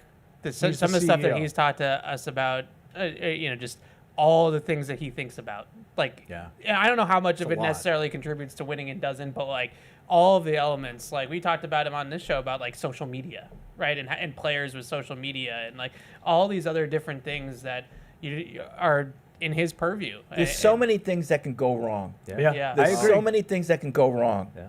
Especially, and believe it or not, more so when you start winning. Yeah. And like the entitlement starts seeping in. The guys want theirs. They want their contract. There's so much that goes into it that's why you don't see it a lot where, what the Patriots did. Because it's hard to keep it together. Really hard. And I think Bill was really, really good at it. Yeah, Staying absolutely. the same every day. I mean, Bill Staying the was same Bill every day. Great way to put it. Win or lose. I mean, that was impressive. I mean, I kind of give Mike Reese a little credit. Like Mike Reese is the same every day, whether the team wins 4 games or they were in the Super Bowl. Like he gets very down when they lose. I know he gets a little down, but he pursues this with the same kind of the same thing as Bill. I would compare it to the same passion for the game and the team that no matter what the results are, keep going. But I don't want to oversimplify it. But between the Bruins talk lately with their draft, between looking at the '80s and the Patriots drafts at that time. Is it an gross oversimplification to just say in professional sports, if you don't hit on a superstar every handful of years, you're not going to be relevant? Like the only way to stay good is our organization has to hit on superstars, preferably in the draft. There's an argument to be made in free agency that you can do it, maybe not sustainably quite as long, but that's everything to me. You look at the Bruins, they're in a transition period now. They have no star players. Yeah, the Patriots the last couple of years, they had no star players. You look at those drafts that led up to it 3-4 years ago, and you see this is a total whiff. This is a total whiff. Felt the same way about looking at the 80s Patriots, where 81, 82, 83, good drafts. Andre Tippett started to miss out then, 84, 85, 86. Bad drafts. Catch up with them 4 or 5 years down. I don't know if it's oversimplifying, but it's just Trevor Maddich fan. not a big Trevor, but that's how it was. You look at you get Ronnie Lepet and the 6th round or whatever, and this guy goes on and is a starter, and no one probably remembers how good or bad he was, but he was a solid player that led this team to a lot of wins, and if you don't find those players, you're screwed. There's And an argument to be made, and I forget the individual year, if it was 82, 84, somewhere in that 80s, it might be the best draft in the Patriots' history. Yeah. Like, it's in a small handful Yeah. of consideration. Yeah. 2010. Yeah. But Yeah, I mean, that's and like that'd be another Bill. one. Bill hit some of those players along the way in the late 2000s when they hit that lull in 09, and it looked like things might be going sideways right now. Like that team that lost to the Ravens, you guys know it, they got blown off the field. Like it looked like it was over. Then you get Gronkowski and you get Hernandez and you get Devin McCourty and you get Dante Hyde. All of a sudden they hit on some stars.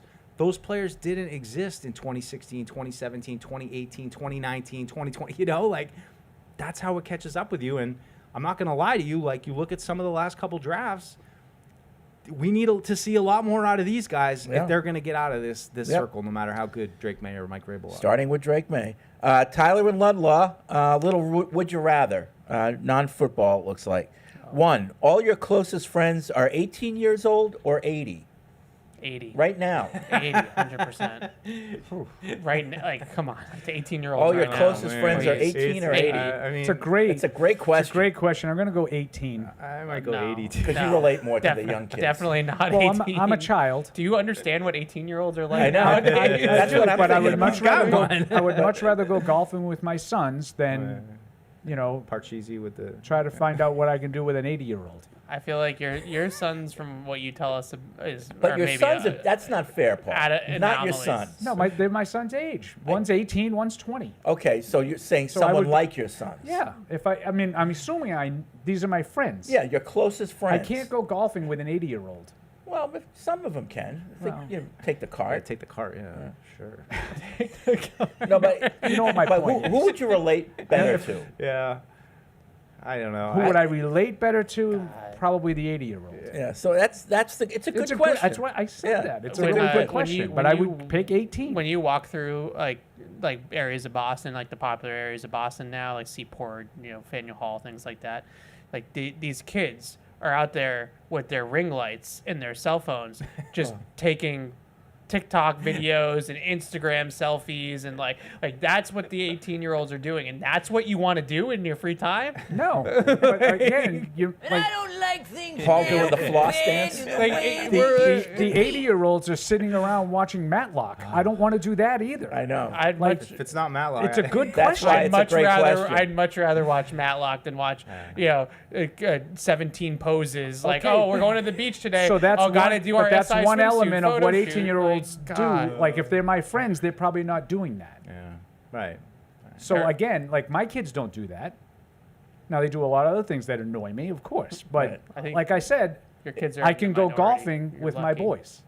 I could go fishing with my boys. I can't do these Right. things with 80-year-olds. That's true. You can go fishing. You'll fish. Yeah, you can sit on the I'm boat. just saying, in And general. I now have the- more things that I could figure out how to, Now, it's interesting that Tyler uses 18 instead of 21. So with 21, you can at least go and have a drink. with Right, them. that's different. 21, Right. I might be with the So 21-year-olds. But I'm kind of with Paul. At least you can do stuff with the 18-year-old. Where somebody's 80, If it's they like take any your eyes day off their now. cell like, phone, you're pretty much strictly resigned to sitting around. Right, and you know, talking, and playing chess maybe. Yeah. You know? Sign me up. I'd much rather. I'd just be asking. Could them read our about, books, you and know, do our what was it crosswords. like my, watching Larry my dad's, Bird? What was it like my watching dad's, so in his and so? 80s. I love spending time with my dad, but like, once I spent, like, what else am I doing other than just sitting around talking to my dad? You know, Yeah. my dad's like my favorite person on the planet. But like, what else am I going to do? Like, I used to golf with my father, but he can't do it anymore. Yeah. Take the cart. He can't play. Second one is, would you rather be able to remember everyone's names and faces, or every book, movie, and TV show you've ever seen or read? Oh, book, movie, TV show. It'd be amazing. Huh. You'd Yeah. acquire a lot of knowledge. You'd be able to talk about a lot of things. And I say this Yeah, as someone who I has think trouble that- with names. That Yeah. would make you incredibly learned, Yeah. as they say. I think I agree. Yeah. Like, I read I can books, get but by they're not out of my remembering head. people's names and faces. yeah. Right. Yeah. Like Yeah. last night, Lane got back from a trip, and she was like, "Oh, I got you a book," and I'm like, "Oh." She's like, "It's The Psychology of Money," and I'm like, "This is the first time it ever happened to me. I've already read it." She's like, "Did you like it?" I'm like, "I have no idea." Right. I read books, and then they're like out of my head the second I have to read Yeah. it. Books and I know things. Would you rather your child is the best player on every team, but you're the parent that yells at the coach and ref all the game, or your kid is among the worst on the team, but you're the coach that keeps them in the whole game. Those are both miserable. I missed that one? Miserable So scenarios. Your child is the first best one. player on every team, but you're the parent that yells at the coach and ref all game. Or your kid is among the worst on the team, but you're the coach that keeps them in the game the whole There's time. nothing more the first annoying. one. There's nothing more annoying than number 2. Like when I- you're I clearly better than totally the coach's agree. son, but Yeah. it's the coach's son. There's Yeah. nothing worse than that. Yeah, I'd rather have my kid. Sports Yeah. politics. I hate both of those scenarios, do. but Yeah. there's nothing worse than the coach that plays his kid who can't play. Yeah. Nothing worse than that. And finally, would you rather, when going on a trip, would you rather have everything packed for you or have everything cleaned and put away when you return home? Clean and put it away. Yeah. Yeah, cleaned and put B. away. I don't mind packing for a trip. Yeah, I would take- agree. No. Yeah. It's very mathematical. I'm always Yeah. like, how much underwear? Like I'm 3 I days. find but both need of an those extra things pair of very socks. easy. Like, Yeah. What? Yeah. I find Unpacking both of is those not- things yeah. very easy, but I would rather pack than clean. I feel like a Yeah. pro. Like we got back from Indy, the combine, and that. Like I just take the whole thing and just dump it right on the wash. Oh, Like, I yeah. have it all worked Oh, out I do that, perfectly. yeah. Takes not, me not that we inside go, of 5 minutes. My suitcase is back in the attic. Like literally, I am one. I need it. Yeah, you want to get it Oh, done. yeah. Yep. Not that we Doesn't go bother on me like at all. super long trips, but I think because we travel so much, like I have it down to an absolute science of like what are the essentials that you really need for these trips. Like it's all basically already packed. Like especially once we get in season. Remember, so. I was one bag, Paul.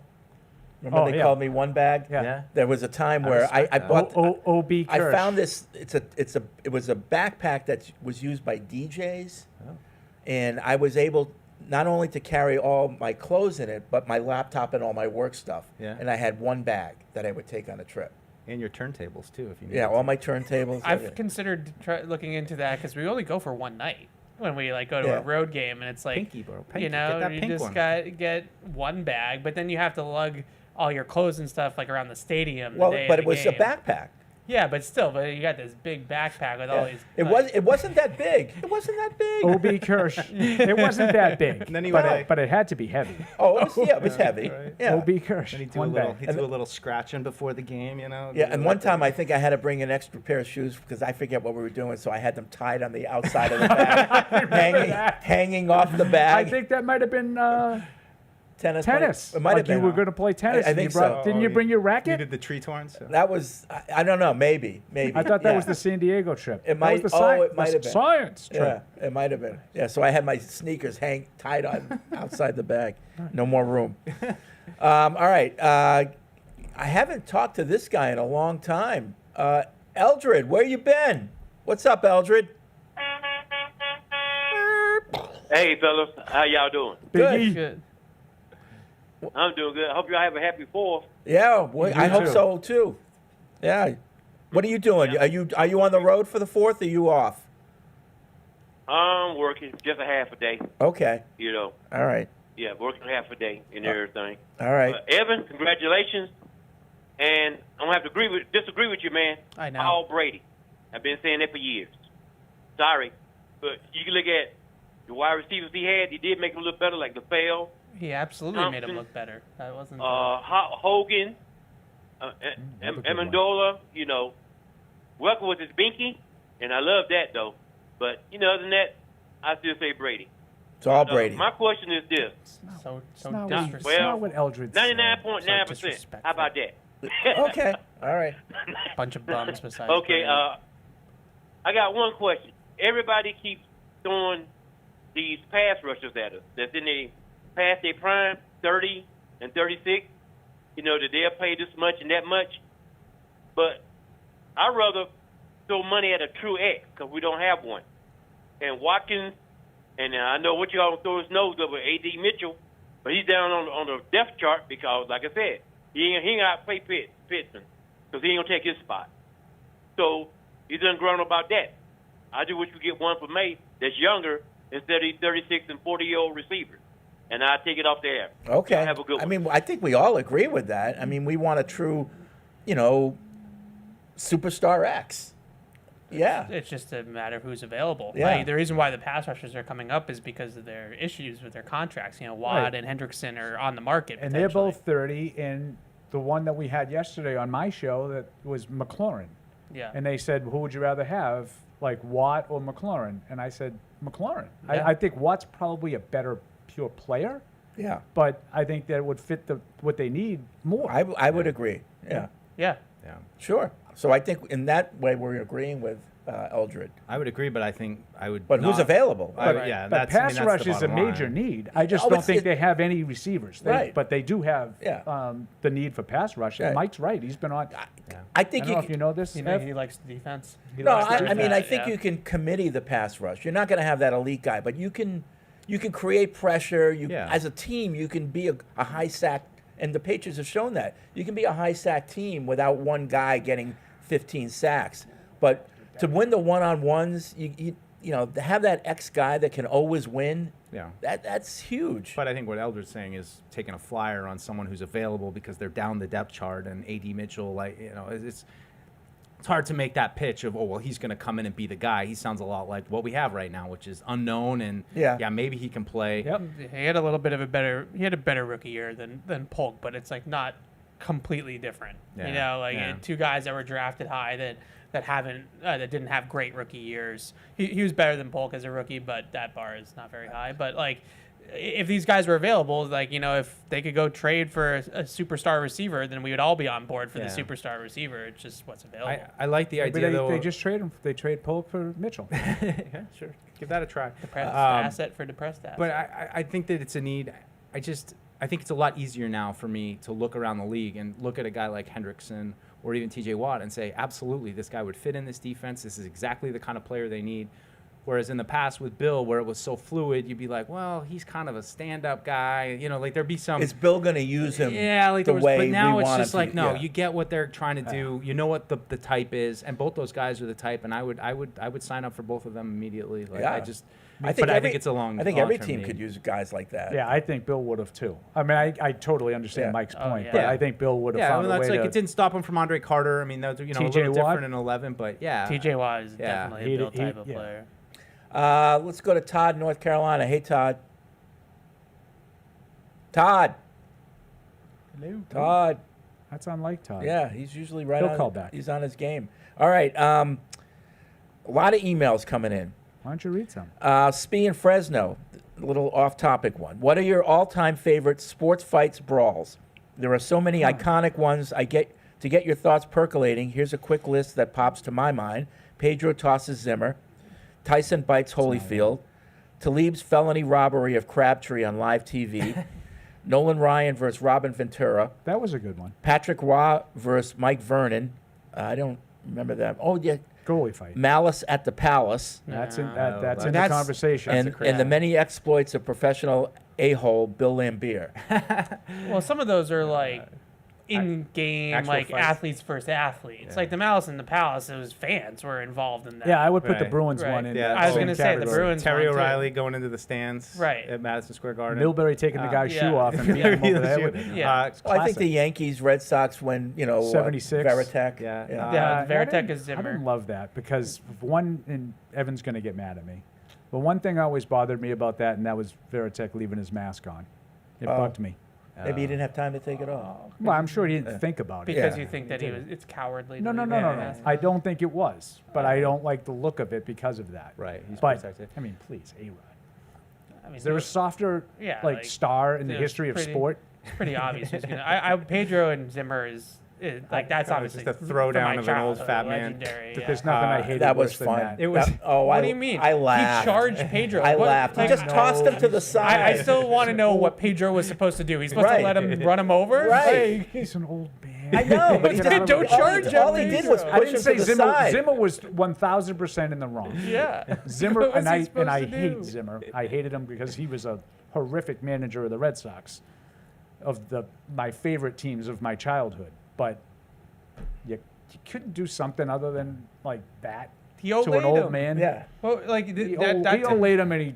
That to me is like Give him a the little- most little annoying encouragement thing. Like, to it's the more ground. annoying than what you said about Veritek because like Don Zimmer is running full speed at He was Pedro, 1,000% wrong. and everybody just wanted Pedro to just wear it. Like, Right. just let him tackle you. Right. It's like, what was he? I felt bad. I felt do? more bad for Pedro when people were know. criticizing him. Beating Like, up what our else? guy. Like, all he did was toss him to the side. I don't know. Wasn't a great fight, but I I didn't would think say he had to do that. Cam Neely going after Ulf Samuelson.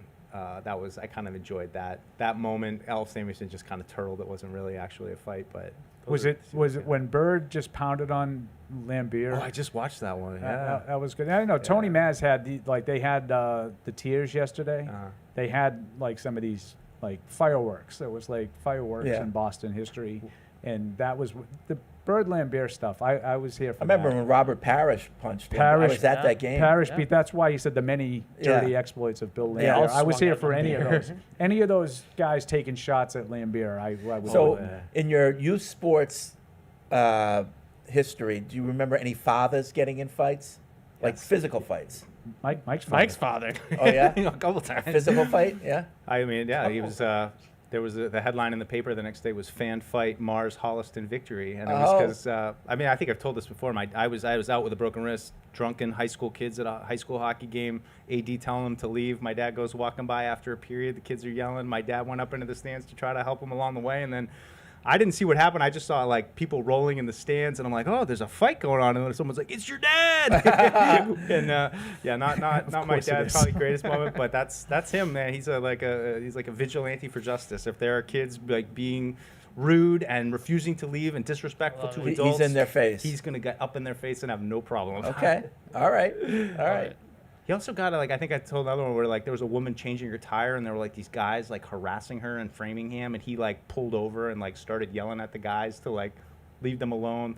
There was one at the Boston Garden where some guy was being drunk and obnoxious. I'm like, my dad won't hesitate to like get in somebody's face if they're not doing the right thing. There was one that a Red Sox one that I was hoping would turn into a fight. It's the one where Clemens threw at somebody, and the guy, I don't know if it was a broken bat.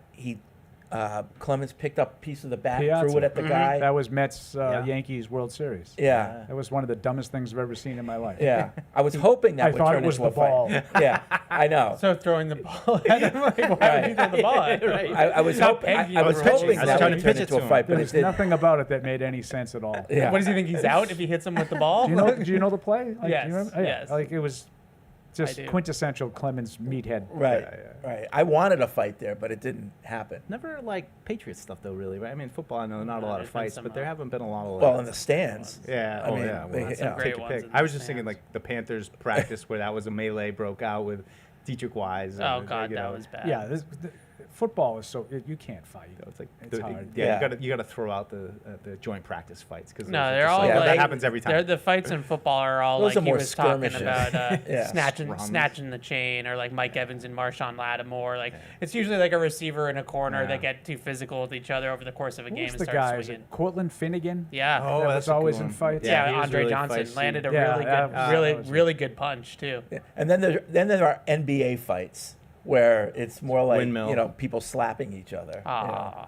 How do you guys feel now about hockey fights? Like sometimes I Love watch 'em. a hockey fight and I'm like, Love 'em. I can't believe this still happens. Like it's just crazy to me that fights, like there's just full on assault will break out in the middle of a sporting event. And like I'm a hockey guy, I love it, but like it's still just like I still can't believe the it just local happens. media was like, having orgasms when they in the hockey World Cup. Beg your pardon? When Canada USA when they four- started off right off the Nations like World people were like, this is great, this is the best thing ever. It was pretty cool. That was one And of I'm- the best hockey games I've seen. And in a I'm long sort of time. like I'm kind of like Mike. I think it's kind of run its course. Yeah, Not that I don't think they should outlaw it, because I do think there's a place, and I think there's a reason why it needs to stay in. Yeah. Because it polices the game itself. sure. But I'm kind of over that.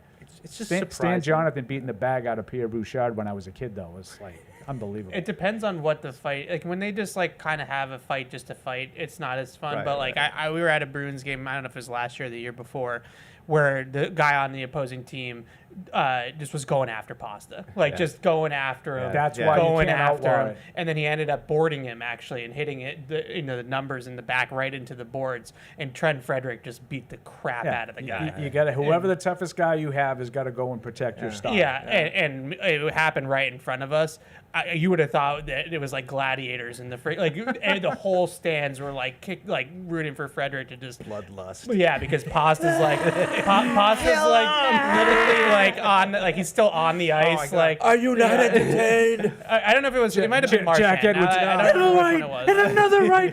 Down goes Corson. It was great, but that was that was a real, true hockey fight. Yeah. Like I can't remember if it was Pasta or Marshy, but it was one of the Bruins your stars. point is valid. Yeah, Absolutely. And Frederick won the fight. The other guy actually ended up getting some licks in too, and we were like, "Uh-oh, like this is going south." But it was good. I just imagine how jarring it is for a fan to go to a game, like maybe they've never been to a hockey game, aren't even aware that there's fighting, and then all of a sudden, just like never in real life are you really around just a fight breaking out, and it happens. I used to go to the Cape Cod Cubs hockey games at the Cape Cod Coliseum. This all is like, fights. And there was a guy named Nick Fatile that at the end of the second period, they dimmed the lights. He'd pick a guy, they go to center ice, and he beat the crap out of him. You know, and that was like the main thing. That was like the main ticket. That's why you went to see Nick Fatile fight. Like those ones, I just don't like. That's like I don't think that hockey needs to do that anymore. Like sometimes you're at a Bruins game, and all of a sudden, randomly, they'll just drop the gloves and like at the other end of the ice, and you're just like, "What happened? Like, did someone do something?" But like when it's like a star player is getting picked on or something, like you got to have that one guy on the team that's gonna put an end to it. And I'm for that. And even still, there are guys like Sam Bennett who can play on that edge and never have to fight. Who That's, is it? that bugs me. Like, That's why I think that guy needs to get killed. Oh, The Bruins tried. Who was the guy from the Flyers? Back in the 70s. Oh, like the bad like Dave the, Schultz. No, he was the enforcer. But the guy that was the jerk, he was a great goal scorer.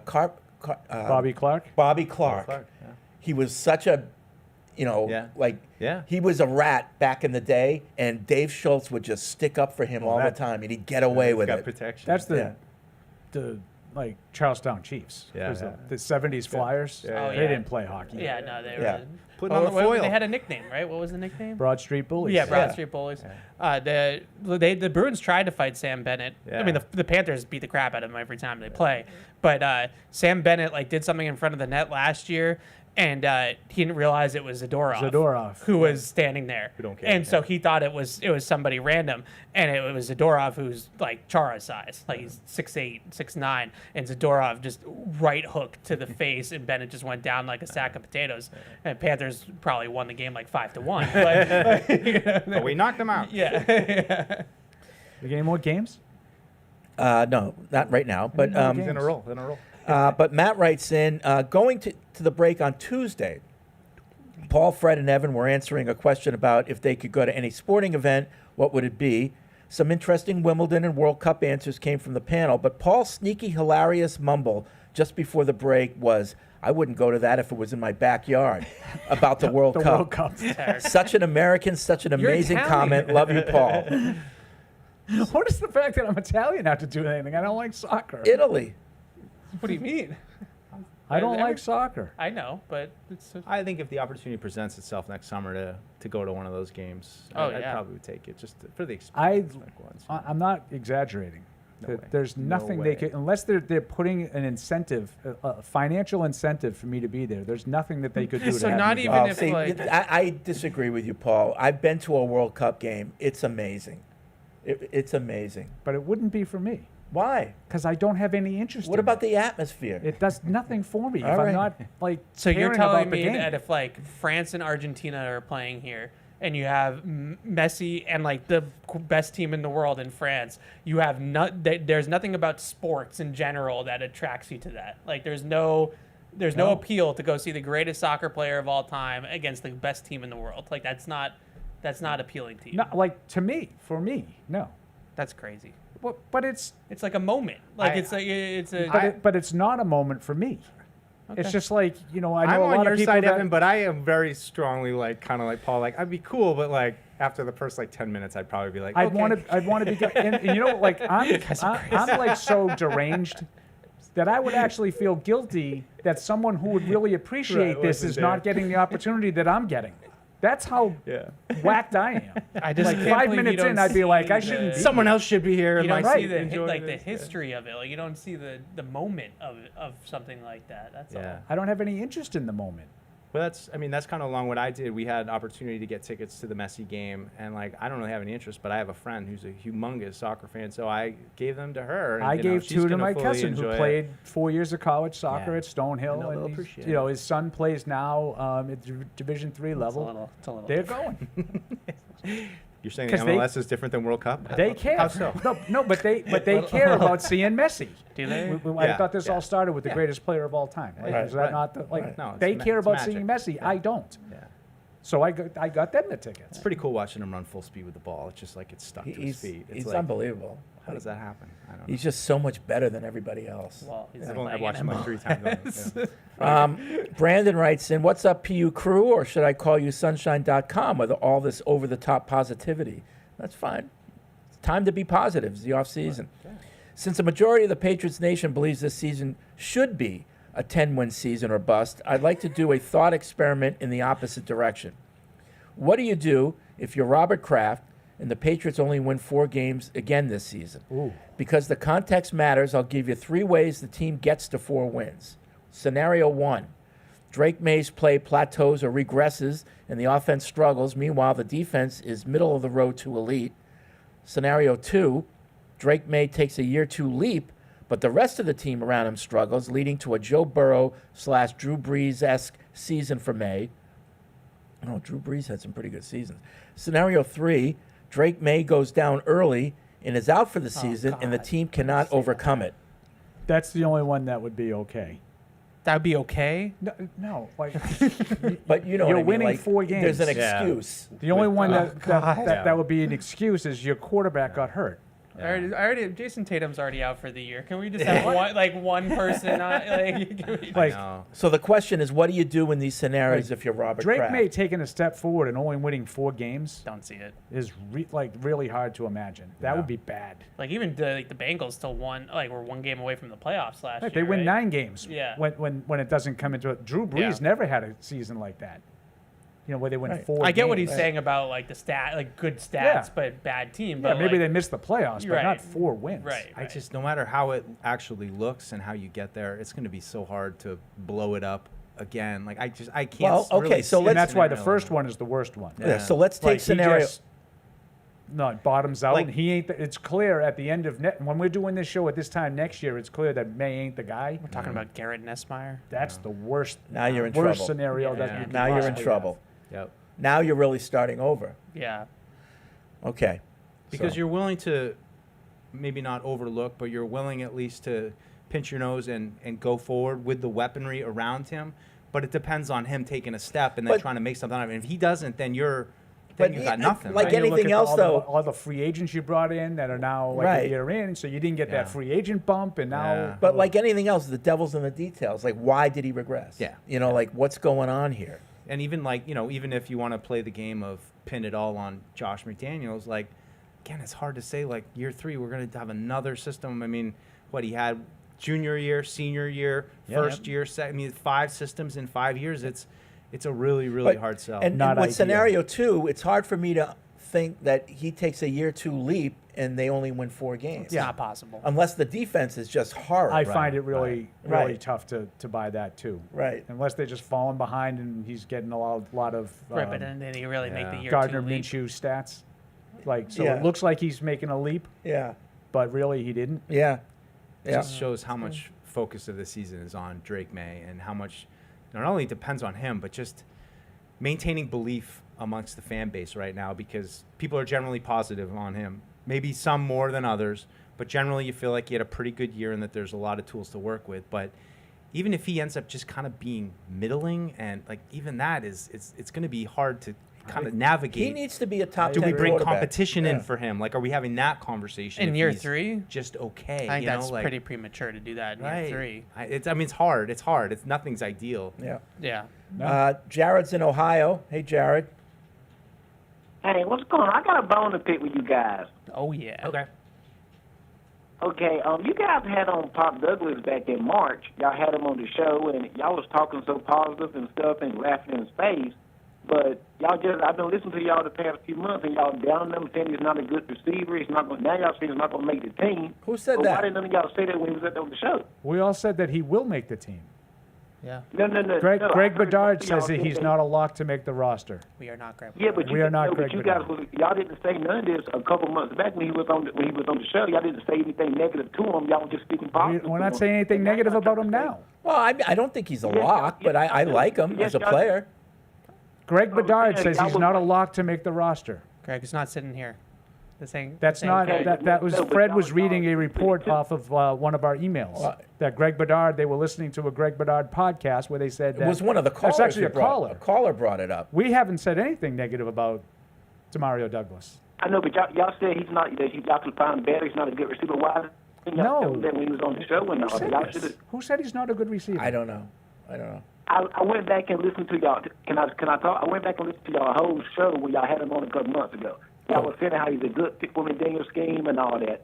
But I've been watching a lot of the shows and whatnot. Then y'all say he's like a number 4 receiver. Okay. Y'all should have told him. Yeah, that's not told him negative. when he was on the show. Yeah, I mean he's not an elite receiver. Y'all should have brought that up a couple months ago when he was on the show. And said Why? Y'all should have said that. So Why is it our? Why not? But no, Jared, we're not going to have a guest on the What right show. do I have to tell him where he fits in the hierarchy of the offense? Right. But y'all was buttering up and buttering laughing in his face and stuff. Well, we're being nice to him. What's wrong with that? Oh, so y'all don't be real anymore? I would be nice to him right now if he was on the show. What is not real about where we think he fits? If Martellus Dial was on the show, I'd be nice to him. Marcellus Dial. I mean, like, had the same energy when he was on the show. I think you're mixing up being nice to a guy with sitting there and evaluating his ability. Oh, now you're going to hang up? Well, he even got under Fred's skin. No, but I think he's mixing up being nice to someone with sitting there in front of him and telling him your evaluation of him as a player. You're not going to do that. I'm not a coach. It's not my business to do that. I can tell you as an analyst what I think about the team and the players and whatnot, but I'm not going to be disrespectful to a person. That's not my business. I think, yeah. Is that, seriously? So we're supposed to say to Demario Douglas, hey, there's some rumors out there that you might be traded. Right. I guess we could have. I don't know. I mean, Jared hung up, but what's the point of that? I don't know what the game. I think he's trying to get us in a gotcha moment. Like, you guys are frauds because you didn't tell him that he's not a lock to make the team to his face. Right. Like, why would we do that? Why would you say that to anybody? I'm at a loss. I mean, the only thing I've said about Papa Douglas, and I kind of think he is a lock, is that I thought he had a really good spring. I thought we had questions how he's going to fit into this system. He was very active this spring. I don't know what else he's looking for. I've always been a Pop guy. I was pumped when they drafted him. I've always. To be honest with you, it's one of the reasons why I don't really like player interviews, because they're not real. They're not, and that's why. It's just common courtesy. You bring a guy on your show so you can trash him, right? Or confront him. So Greg Bedard is going to sit there and say, "Hey, Demario, thanks for joining us today. I don't think you're going to make the team."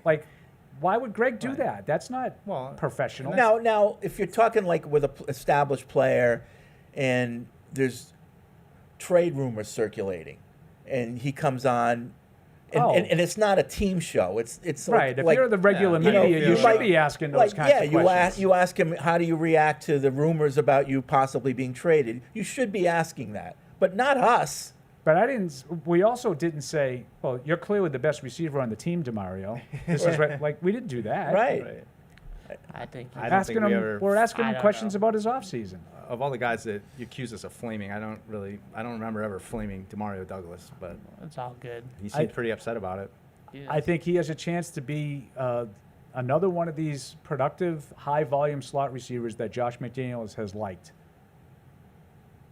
I remember calling him a weapon and being mocked. I didn't mock you, but I disagree with you. There's a difference between us giving our opinions as analysts on the show like we are doing right now and having a guy in for a player interview and sitting him down. It's not the point of the interview is to grill him about where he thinks he fits into the hierarchy of the wide receiver. Can I just say, I don't get what he's saying, because there's nothing I've said about Pop Douglas on the show that I wouldn't have said to his face. But my biggest argument is that he claims that we're negative about Douglas now. I don't think we have been. I don't think we are today, and I don't think we have been in the ensuing shows that we've had since he's been on. Somebody had a report. Someone had a report that said that they don't think he's a lock to make the roster. That's not negative. No. There's competition among the wide receiver room. And if we said he was, we think he could be a good fourth receiver, that's not negative either. No. Right. Well, it's in the context. But when he's sitting here, we're not going to say, the best we think you could be is a fourth receiver. Why would we do that? I think that he was.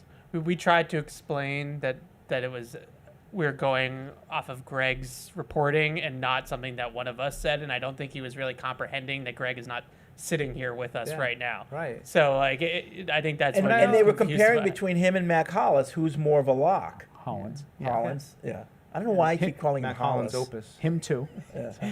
I don't think he's ever shown any dynamic ability. Yeah. Demario Douglas? Yeah. You're talking about Pop now. And I would agree with that. I think he's, sort of like one of those underneath guys that I think can be a bigger part if McDaniels likes him. I think he could be more of a high volume like Welker was, but like I wouldn't say Welker was like a dynamic downfield receiver. No. But he caught 120 balls every year. Like, Right, and the question is like, Pop, could you hold up to that Could you volume? do that? think? Yeah. Well, I think McDaniels might be looking for the binky. Mm-hmm. Yeah. I don't think Pop is a binky type guy. Well, he might be. We'll see. Yeah, I don't know. I mean, of all the receivers that we have talked about and analyzed here, of everybody, all of them, like Demario Douglas is in like probably the top 5 of guys that I just think can contribute and have a role on this team, and that's like high praise from my point of view. Totally get what Greg's saying. Like, this is stuff for debate, but we've never flamed that guy. And believe that's my number one problem with the assertion is that we were negative toward him. I don't think we have been, and I don't think we were in the past. Meanwhile, 2 emails before calling us sunshine.com. So, you means can't we're probably win. doing something right. You can't win. All right, that's the extra on that's going to be it for this edition of a 4th of July Eve Be safe on the show. 4th of July Eve. Yeah, everyone have a good time tomorrow eating your 4th of July food. It's a great holiday. Have a good weekend, and we will see you next Tuesday. Hey, this is Deuce. Thanks for tuning in to the show. If you really want to help us, make sure you like us wherever you get your podcasts, like Apple Podcasts or Spotify. Also, make sure you follow us on the New England Patriots YouTube channel to see this show and everything else that we do here at the Patriots. Thanks a lot.